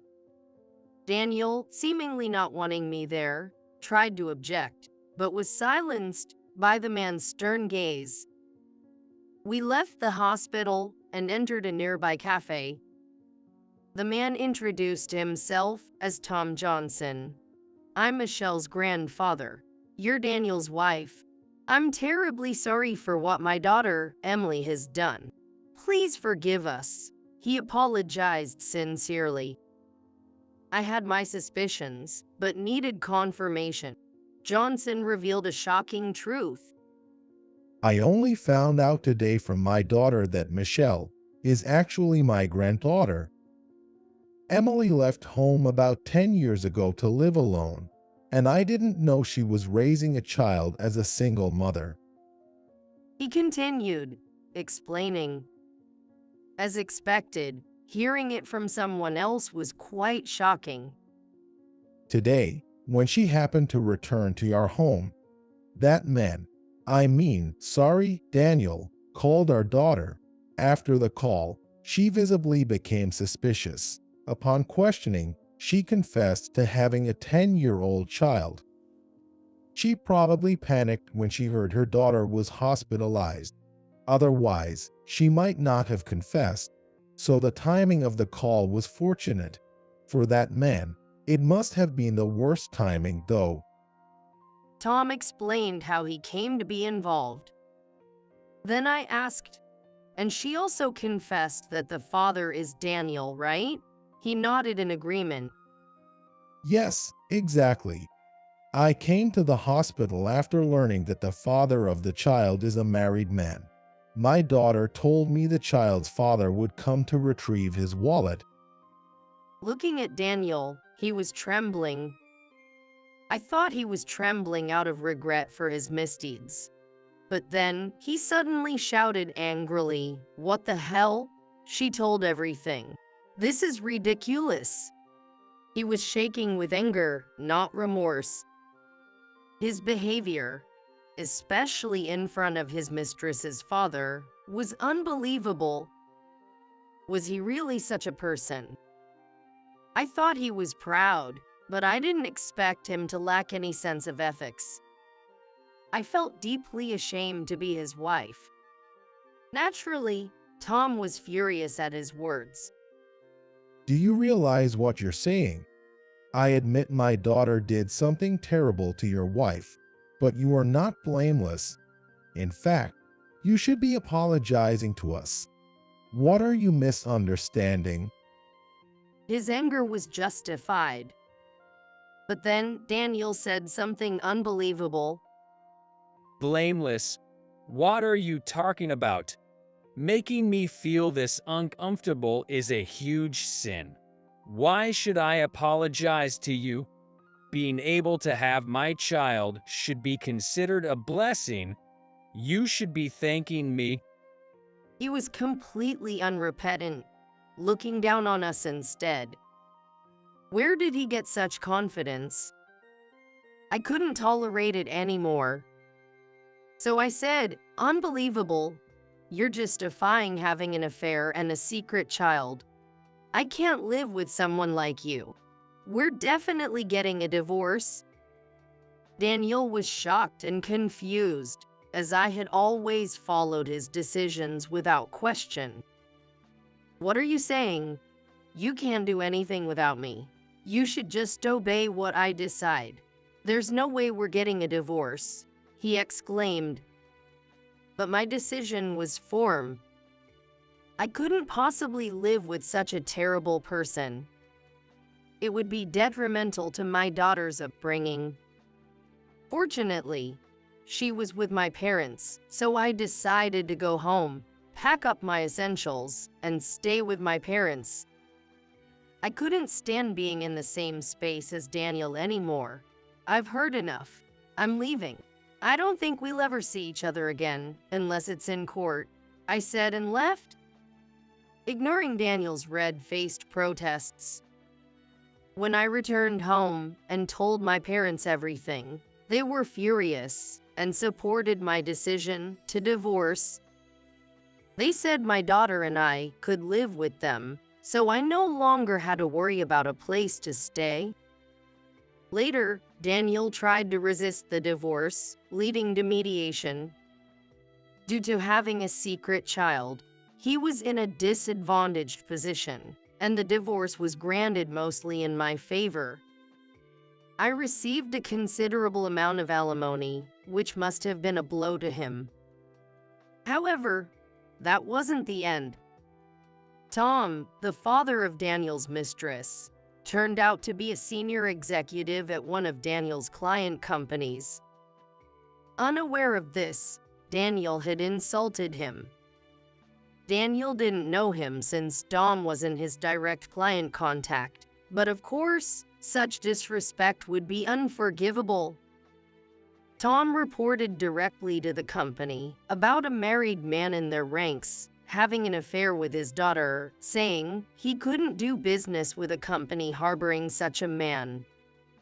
The company, to avoid losing a major client, significantly reduced Daniel's salary and transferred him to a subsidiary. Being a man of pride, he resigned. He thought he could easily find another job due to his elite university background. However, his egocentric nature was evident in interviews, and he failed to secure a position at any company he applied to. He ended up at a small firm with even lower pay than the subsidiary he had refused. In such a place, boasting about his high education only made him a subject of ridicule. Desperate with his dire situation, Daniel contacted me, attempting reconciliation. When I firmly stated that there was no way I would reconcile with someone heartless, he then demanded to see our daughter. Daniel claimed that it was his right as a father to see our daughter, but Emily, being 10 years old, surprisingly understands what her father did and has firmly said she doesn't want to meet him. He seemed to have given up after I told him this. I'm relieved to hear my daughter's words. It seems she's growing up well.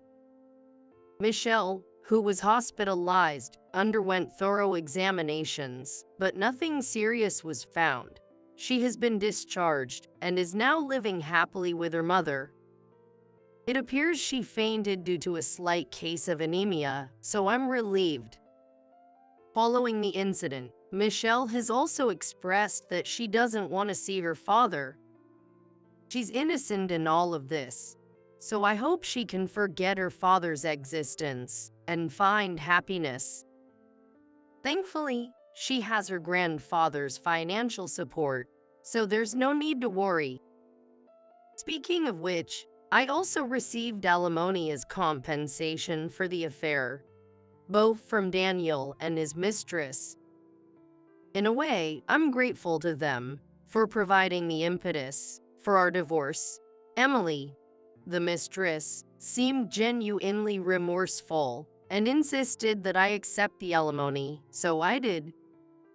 My hard work at my part-time job was recognized, and I was happily hired as a full-time employee. With the alimony from both Daniel and his mistress, I don't foresee any financial difficulties ahead. I plan to work hard and live a joyful life with my daughter. I came today with a gift for your baby's birth. I asked around and bought some good formula milk, so please make sure to give it to your child.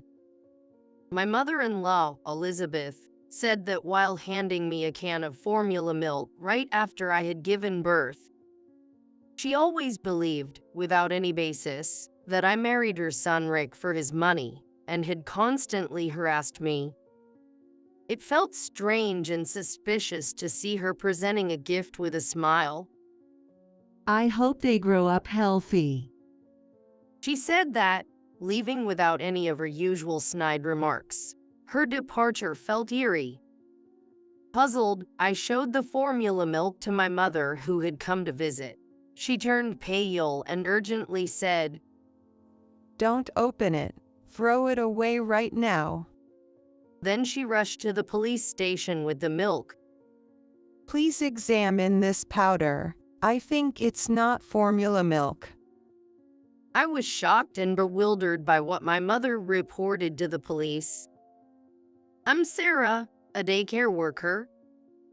I love spending time with the adorable children, even though it's always busy due to constant staff shortages. That's when I met Rick. He's a police officer. He visited the daycare where I work to teach the kids about road safety.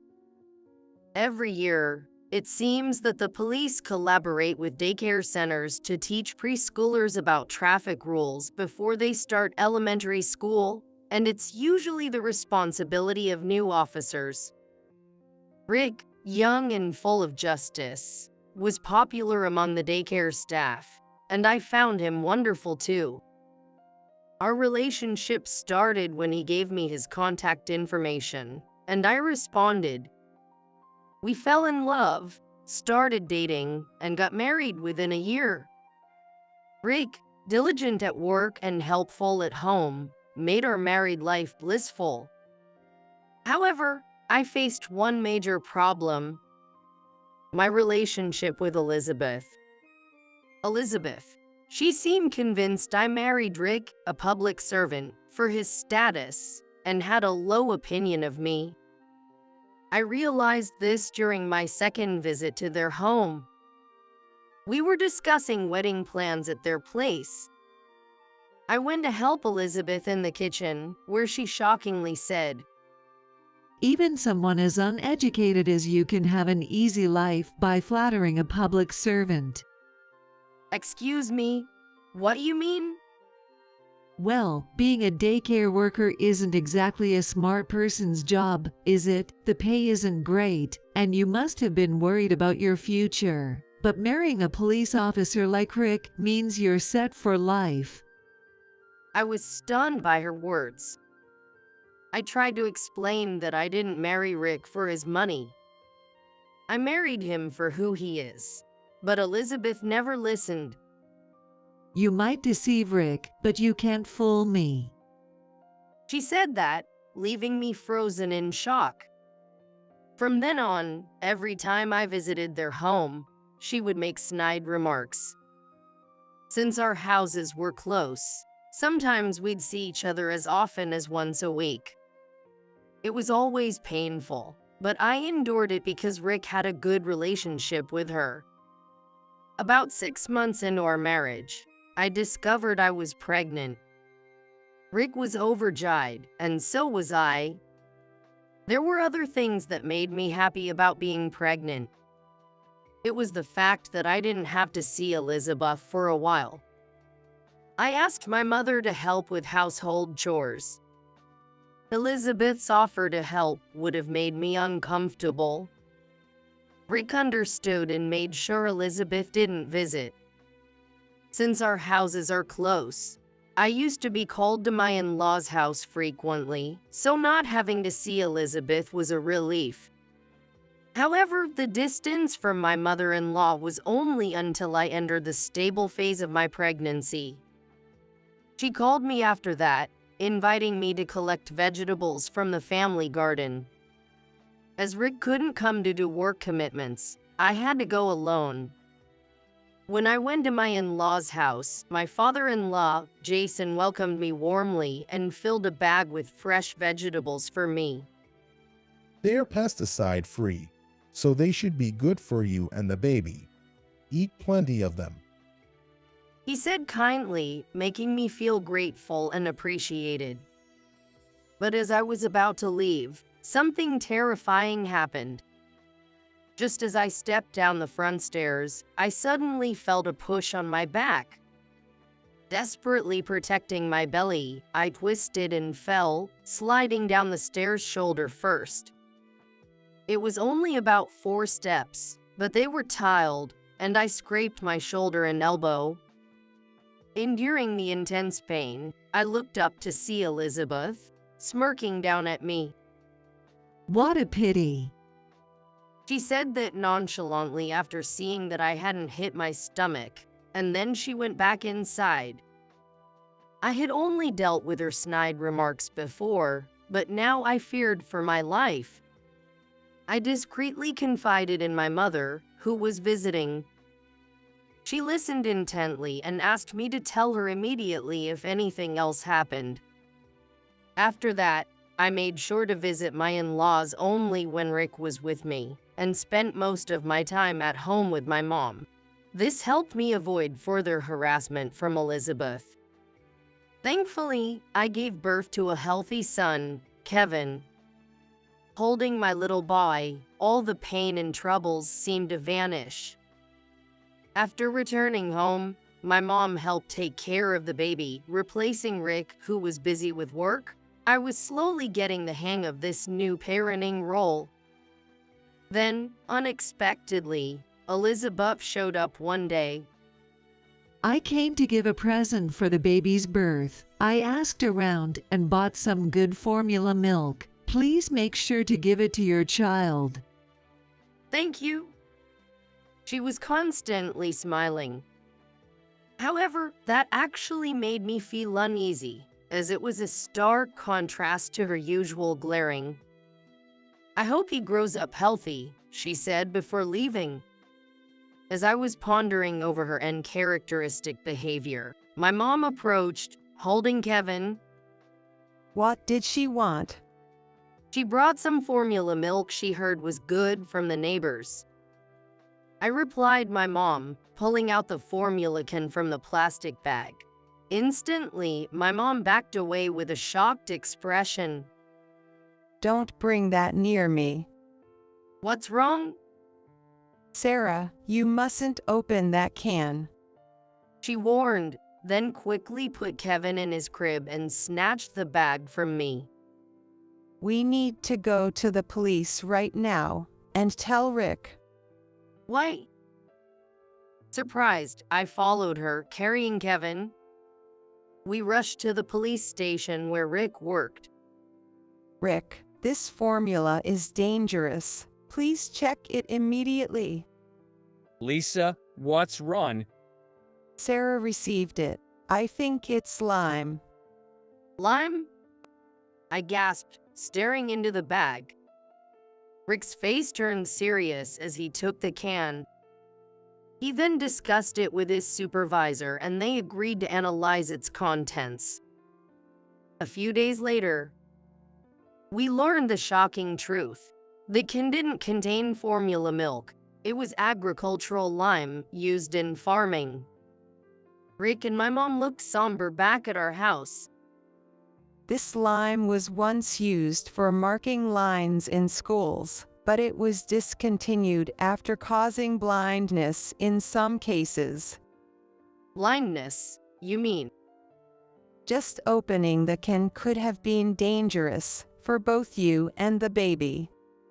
I shivered, imagining the worst. If I hadn't known and had opened it, Kevin might have been in grave danger. Anger boiled inside me against Elizabeth, who had stooped to harming even Kevin. I couldn't let her actions slide any longer. I decided to expose her misdeeds and seek justice. A few days after receiving the formula milk, Jason called to inform me that the police had shown up at their house. To explain the chaos unfolding to the confused Jason, I headed to my in-laws' house with my mother, holding Kevin. Upon arrival, we saw Elizabeth being restrained by the police, struggling and yelling. I haven't done anything. Don't make up stories. I won't go with the police. Let me go. Sarah, they're saying something about Elizabeth harming you. They're saying they're taking her to the police station. Jason said that, looking bewildered as he alternated his gaze between his wife's commotion and us. Jason, what the police are saying is true. We were almost killed by her. What? What do you mean? I haven't done anything. Don't believe what that woman says. Elizabeth screamed. However, Jason looked at her sternly. If the police are involved, there must be a reason. Sarah, can you tell me what happened? I explained everything to Jason, who had regained some composure. I think she intentionally put lime in the milk. You're into gardening, right? You must have bought lime in bulk. Indeed. I bought lime for the garden. I was planning to spread it soon, but noticed it was less than I remembered. Could she have lied that it was formula milk and given it to Sarah? Elizabeth turned pale under Jason's sharp gaze. No, I wouldn't do such a thing. Then you won't mind if the police check for fingerprints on the can, right? If they find someone else's fingerprints, that person is likely the culprit. What do you mean? She started sweating and looked away, nervous. You better confess now. If you keep making a fuss, it might turn into obstruction of justice. I said that firmly as she glared at me. Yes, I put the lime in. It was just a little prank. A little prank. You gave something that can cause blindness in adults, lying it was formula milk. That's way over the line. You should have realized immediately it wasn't formula milk. I never thought you'd actually feed it to him. If you can't tell the difference, maybe you're unfit to be a mother. She laughed mockingly. I was furious. Enough. It's one thing to harass me. But what if something happened to Kevin? If you disliked me that much, you should have opposed the marriage from the start.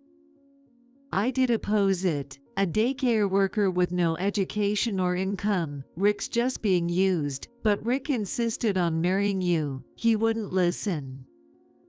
I had to protect Rick because he's being deceived, she shouted, spitting with rage. She had been harassing me to break up our marriage, but it wasn't working. She seemed to panic, thinking that once we had a child, we definitely wouldn't divorce. So, she thought threatening harm to Kevin might make me initiate a divorce. But that doesn't give you the right to do anything you want. This is a serious crime. A crime? Don't be so dramatic. It was just a prank. It's more than just a prank. Rick's voice came from behind.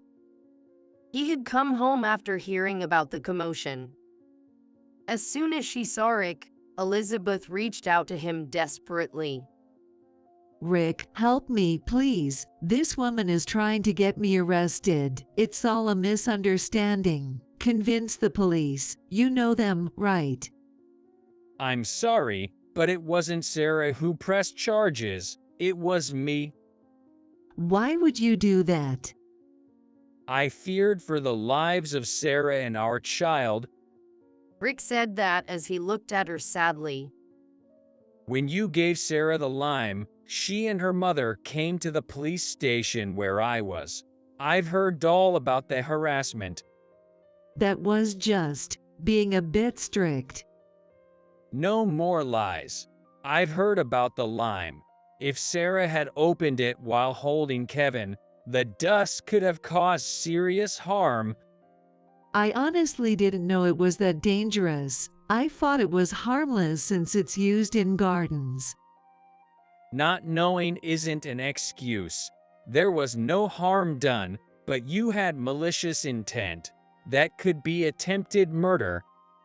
Attempted murder. She gasped, covering her mouth. You've done enough. Reflect on your actions and pay for them. Wait, I did it for you. Please, let's pretend this never happened. We're family. Overlook this much. She clung to Rick with tears in her eyes. But he shook his head slowly. If I forgive you now, you won't learn. When I told you about marrying Sarah, you judged her without even meeting her and wouldn't listen. To make her reconsider her actions, Rick quietly explained why he had to press charges. But Elizabeth didn't seem convinced, apologizing while crying and clinging to Rick's feet. Why are you so cold? Do you know how hard I've worked to raise you? Are you really taking the side of a woman you've only known for a few years over your own mother? That's too much. I am grateful to you, Mom.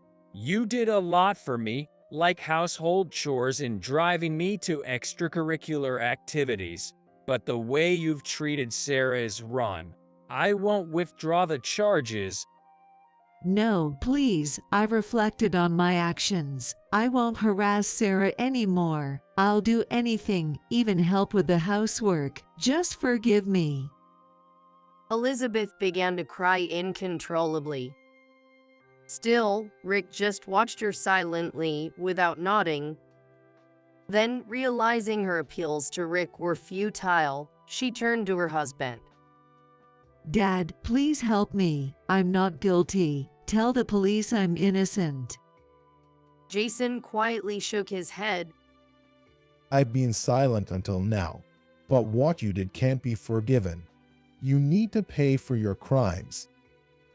Why are you taking her side too? If I get arrested, I can't live here anymore. Didn't we say we'd enjoy our retirement here, gardening? Are you okay with losing that dream? The neighbors, having heard the commotion, were watching from afar. If she were taken away now, rumors would surely spread. It could even become impossible for her to live there. But Jason remained unyielding. It's okay if I can't garden anymore. If it means Sarah and Rick won't suffer, that's fine. Enraged, Elizabeth shouted. You're prioritizing her over your own wife. You prefer a younger woman. You no good traitor. Exasperated by her foul language, Jason sighed. I never thought you were this terrible. I can't stay with you anymore. We're getting divorced. Get arrested for all I care. Are you serious? You're joking, right? We were fine until yesterday. Why are you suddenly talking about divorce? Jason held his head. Suddenly, watching you harass Sarah without remorse and insult others when things don't go your way cooled my love instantly. But everyone's on Sarah's side. No one listens to me. We are listening, and we're saying you're wrong. What you did is bad enough for arrest. How can you not understand that? Shocked, she fell silent at his stern tone. I don't want to spend my life with someone who lacks common sense. Jason said that, causing Elizabeth to tremble violently. Wait, if you leave me, what am I supposed to do? I have no income. My pension is not much. I won't be able to live. Please, just not divorce. She stretched out her hands, pleading as if casting a spell to stop the divorce. However, Jason coldly brushed her hands away. Her face was then a mess with tears and smeared makeup. She then turned towards me. Sarah, I'm sorry. It was my fault. I apologize. So please forgive me. If you forgive me, then Rick and Dad will too. Please forgive me.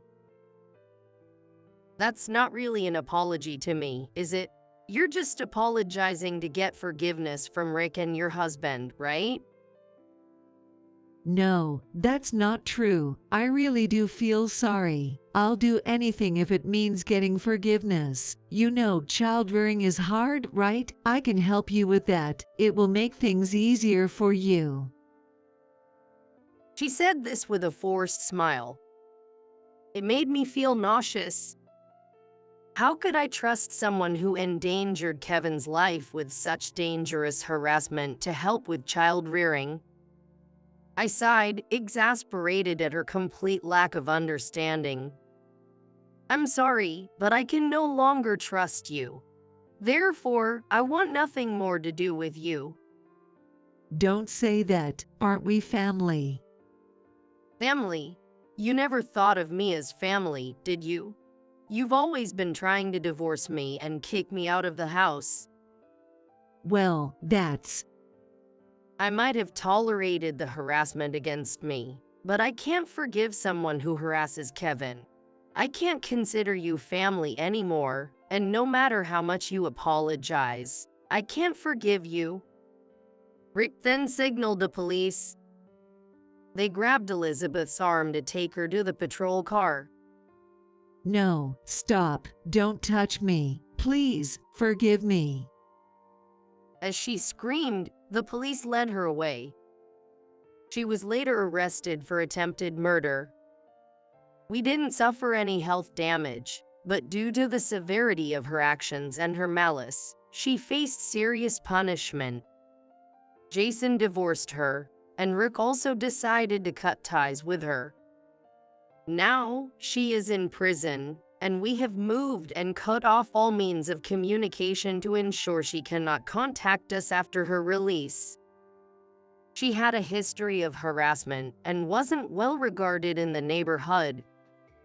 Her arrest spread her bad reputation, and she lost any supporters she might have had. Even after her release, she likely lived a lonely life without friends or relatives to rely on. Being a housewife, she has no income. And with her age and criminal record, finding work will be difficult. It's sad to think about her situation, but for Kevin's safety, it was necessary. Kevin is now crawling and growing well. Watching him grow, I'm relieved we cut ties with Elizabeth. I'm committed to ensuring Kevin's health and safety going forward.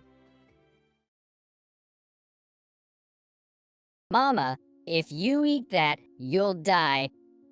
That's what my 9-year-old son, Michael, whispered to me as I stood in front of the cake my husband had bought for my birthday. Michael, always wise beyond his years, seemed to know something. As soon as my husband, John, stepped into the kitchen, Michael quietly switched our plates.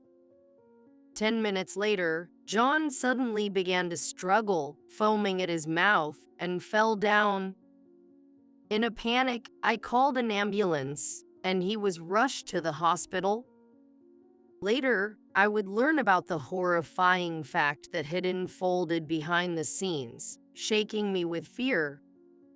I am Linda, 43 years old, a full-time employee in the food industry, living with my 45-year-old husband and 9-year-old son, Michael. I met John 10 years ago, got married, and the following year, we were blessed with Michael. From a young age, Michael was a mature and intelligent child, able to read simple words and even some complicated ones by age 3, and he loved reading instruction manuals. Now at the age of 9, he would thoroughly research any word or subject that puzzled him or caught his interest, and often making sharp observations that impressed me. On the other hand, John, while gentle and calm when we were dating, turned out to be quite domineering after marriage. He believed housework was a woman's job, saying that a wife should always walk 3 steps behind her husband, and he did not do any houseworks. He would constantly nitpick everything I did. This became apparent when I started working part-time after enrolling Michael in daycare. Hey, the house is getting dirty. Are you slacking off on cleaning? But it's tough since we're both working. Could you help out a little? Housework is the wife's job. It's ridiculous for you to ask me for help. If you can handle it, I'll ask my mom to help. He said, and without consulting me, he gave my mother-in-law, Susan, a key to our house. Susan, who lived nearby with my father-in-law, Bob, had always been eager to interfere in our life, which bothered me. The housework isn't done at all, poor John. She started coming into our house unless she was not invited, and always said something sarcastic. I shouldn't have asked my husband to share the houseworks. To make matters worse, my husband was delighted that Susan came to our house and joined her in criticizing me. I can manage the housework myself, so there's no need for you to come over. I declared, refusing her help, and ended up handling all the houseworks by myself. However, when she stopped coming, my husband began spending more time at his parents' house.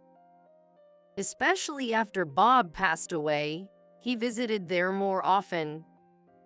When I was sick, I asked him at his parents' house to make dinner at least for Michael. He scolded me, saying his mother never made his father do anything when she was ill, and decided to stay at his parents' house for a week to avoid catching my cold. I endured his attitude, and Michael started elementary school. I had a bit more time, so I decided to switch to a full-time job. I felt insecure about my marriage and wanted to be financially independent in case of any uncertainties. It's fine if you become a full-time employee, but don't slack off on housework. John said predictably, offering no help at all. It seemed like he had complained to Susan again. John is complaining that the housework isn't getting done, so I've decided to come over and help. Thus, she started coming over again, repeated sarcastic comments every time she saw me. I was exhausted from this repetitive cycle. Seeing this, Michael started to talk to Susan whenever she began her nagging. Grandma, do you know the 4 major elements of happiness? What? Then, what about the happiness hormones? What are you talking about? Oxytocin, serotonin, dopamine, endorphins. They are secreted from the pituitary gland in the brain. Let me explain in detail. He would say. She couldn't interrupt him because he was her beloved grandson. Michael, displaying knowledge in science, history, math, and economics from sources I don't know, always exhausted Susan by the time she left. It was a day after Michael turned 9. John brought a cake for my birthday.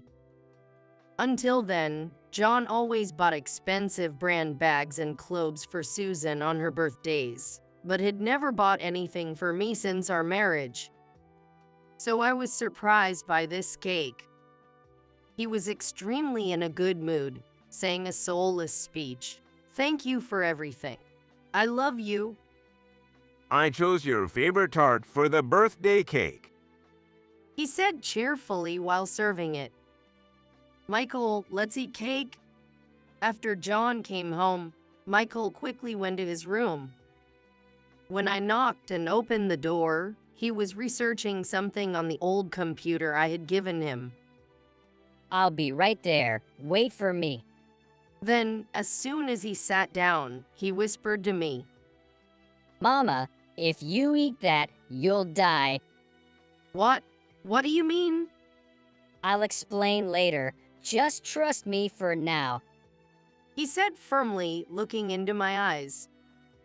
I didn't understand, but it was the first time he was so insistent on his words. Hey, what's wrong? Are you going to eat? John urged me as I hesitated to touch the cake. I'd like to eat this cake with some coffee you make. Okay. I'll make some now. Surprisingly, John, who usually never listened to my requests, quickly went to the kitchen. Michael took this opportunity to switch John's plate and mine. When John came back with the coffee, he ate his piece of cake without any suspicion and kept urging us to eat. I cautiously took a bite of my cake. Watching us eat, John grinned and boasted, "I went all the way to a famous bakery to get this." However, about 10 minutes later, he suddenly started foaming at his mouth and fell down. Mama, call an ambulance. I was in panic, unable to understand what was happening, but Michael calmly made John spit out what was in his mouth. Trembling, I called for an ambulance. In an ambulance, John, in a clouded state of consciousness, kept muttering, "I put strong powder in the cake." He survived, but had to stay in the hospital for a few days for tests. Even after I returned home, his words about strong powder echoed in my ears. Mama, I looked up strong powder on the internet earlier. It's dangerous to eat. How did you know about it? The seal on the cake box Dad brought was half peeled off. Michael had become suspicious of John's behavior and so him secretly throwing something in the trash. When John went to change clothes, Michael checked the trash and found a bag labeled strong powder. That's why I looked it up online. I vividly remembered Michael's whispered warning right before we ate the cake. But the doctors didn't mention anything about poison.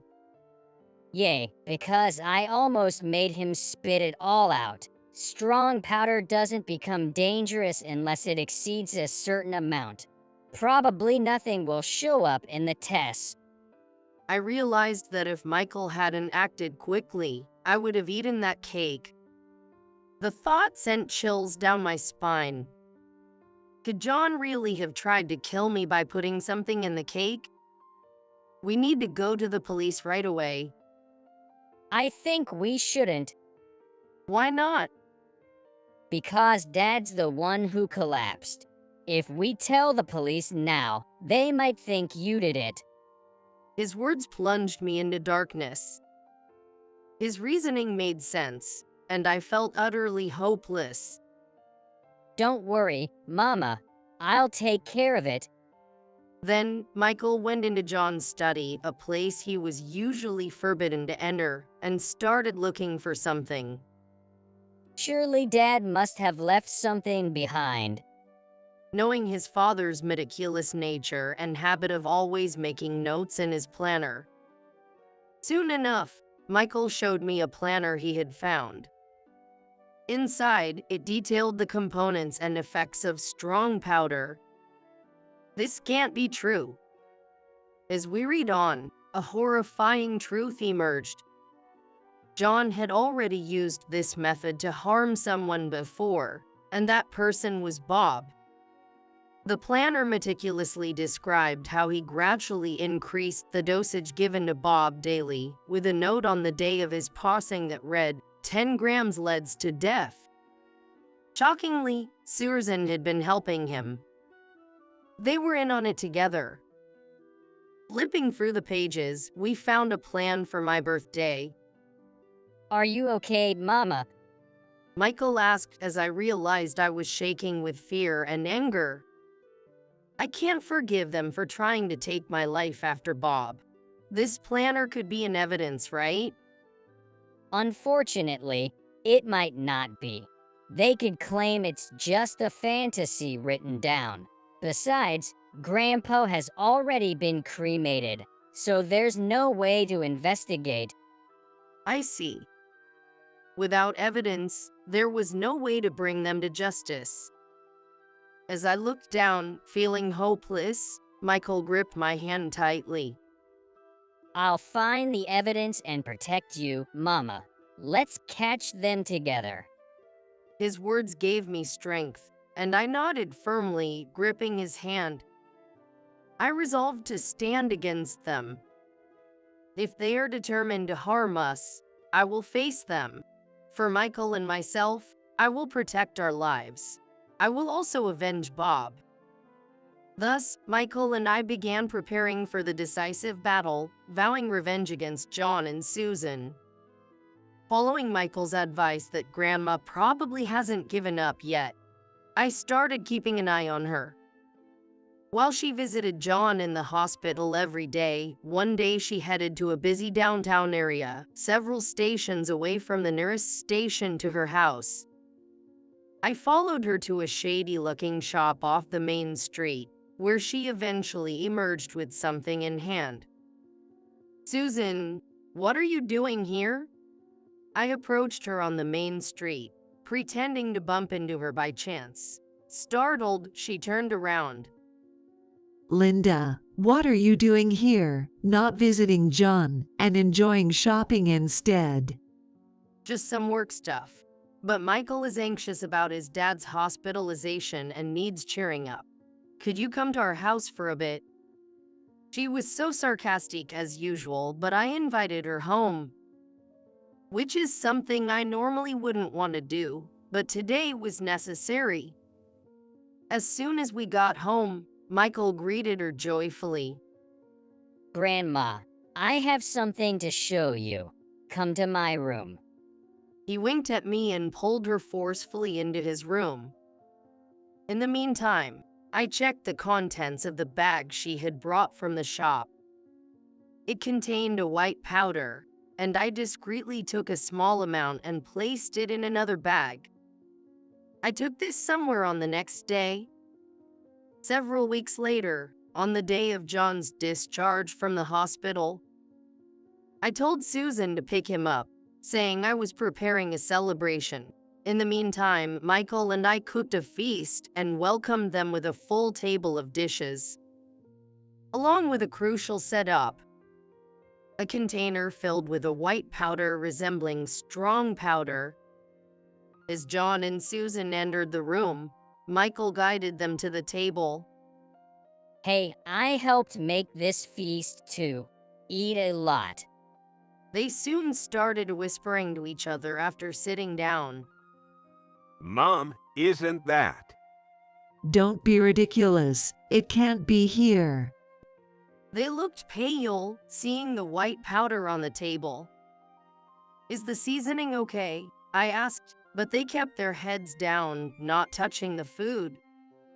"By the way, I heard sprinkling this on food makes you feel energized." I handed the white powder to Michael, saying, "Sprinkle this on for them." Stop it. Don't put that unknown stuff in. John, terrified, knocked the powder out of Michael's hand.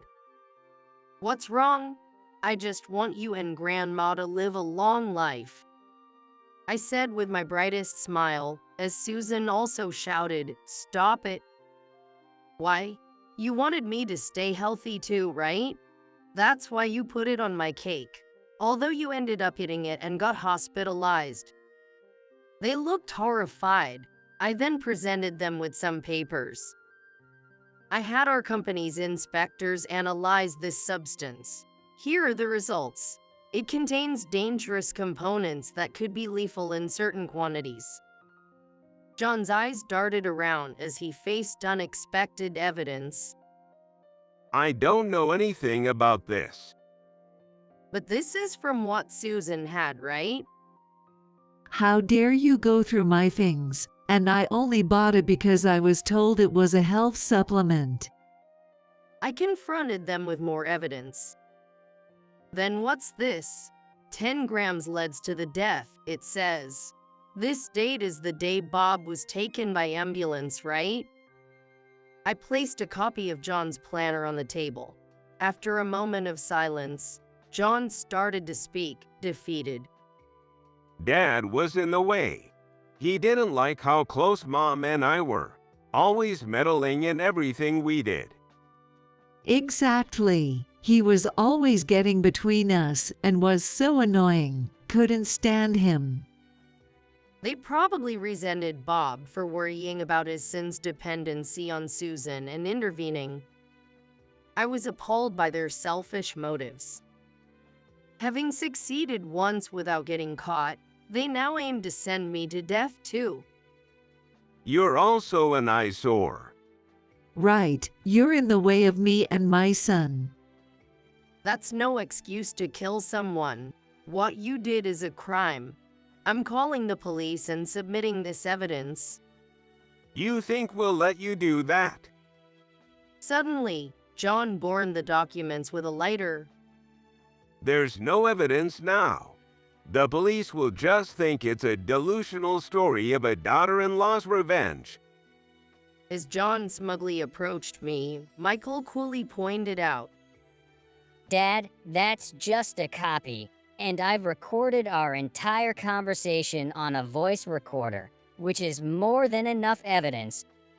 John turned pale and muttered, "No way," while Susan desperately said, "We were so close to getting rid of the nuisance." Dad, I can't believe you'd attempt such a sloppy plan. No matter what you plan, it's bound to fail with me by Mom's side. Michael said. He then laid out a meticulous plan, leaving them speechless. When I called the police, I advised Michael, "Your dad can never do as you plan since he has been a mama's boy who can't stand on his own. Don't be like me. Use your knowledge rightly." Of course, Mom. Don't worry. John and Susan, silent the whole time, finally spoke. "We don't need a husband or father like him in our lives." Don't say that. We're sorry. Please don't call the police. Yes, we apologize. But it was too late for their sudden apologies. Reflect on your actions in jail. Goodbye. As the police arrived and took them away, they were crying and screaming. The copy of the planner and the voice recording served as evidence, leading to their arrest.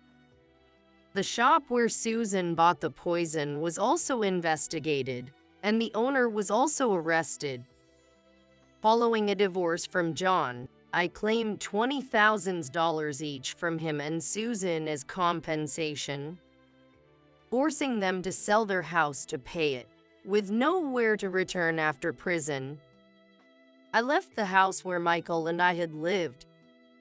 Mom, you fulfill all 4 elements of happiness. You're bound to be happy. I guarantee it. Is that so? But I'm happy because you've helped me and set me free. Smiling together, we were determined to live our lives to the fullest.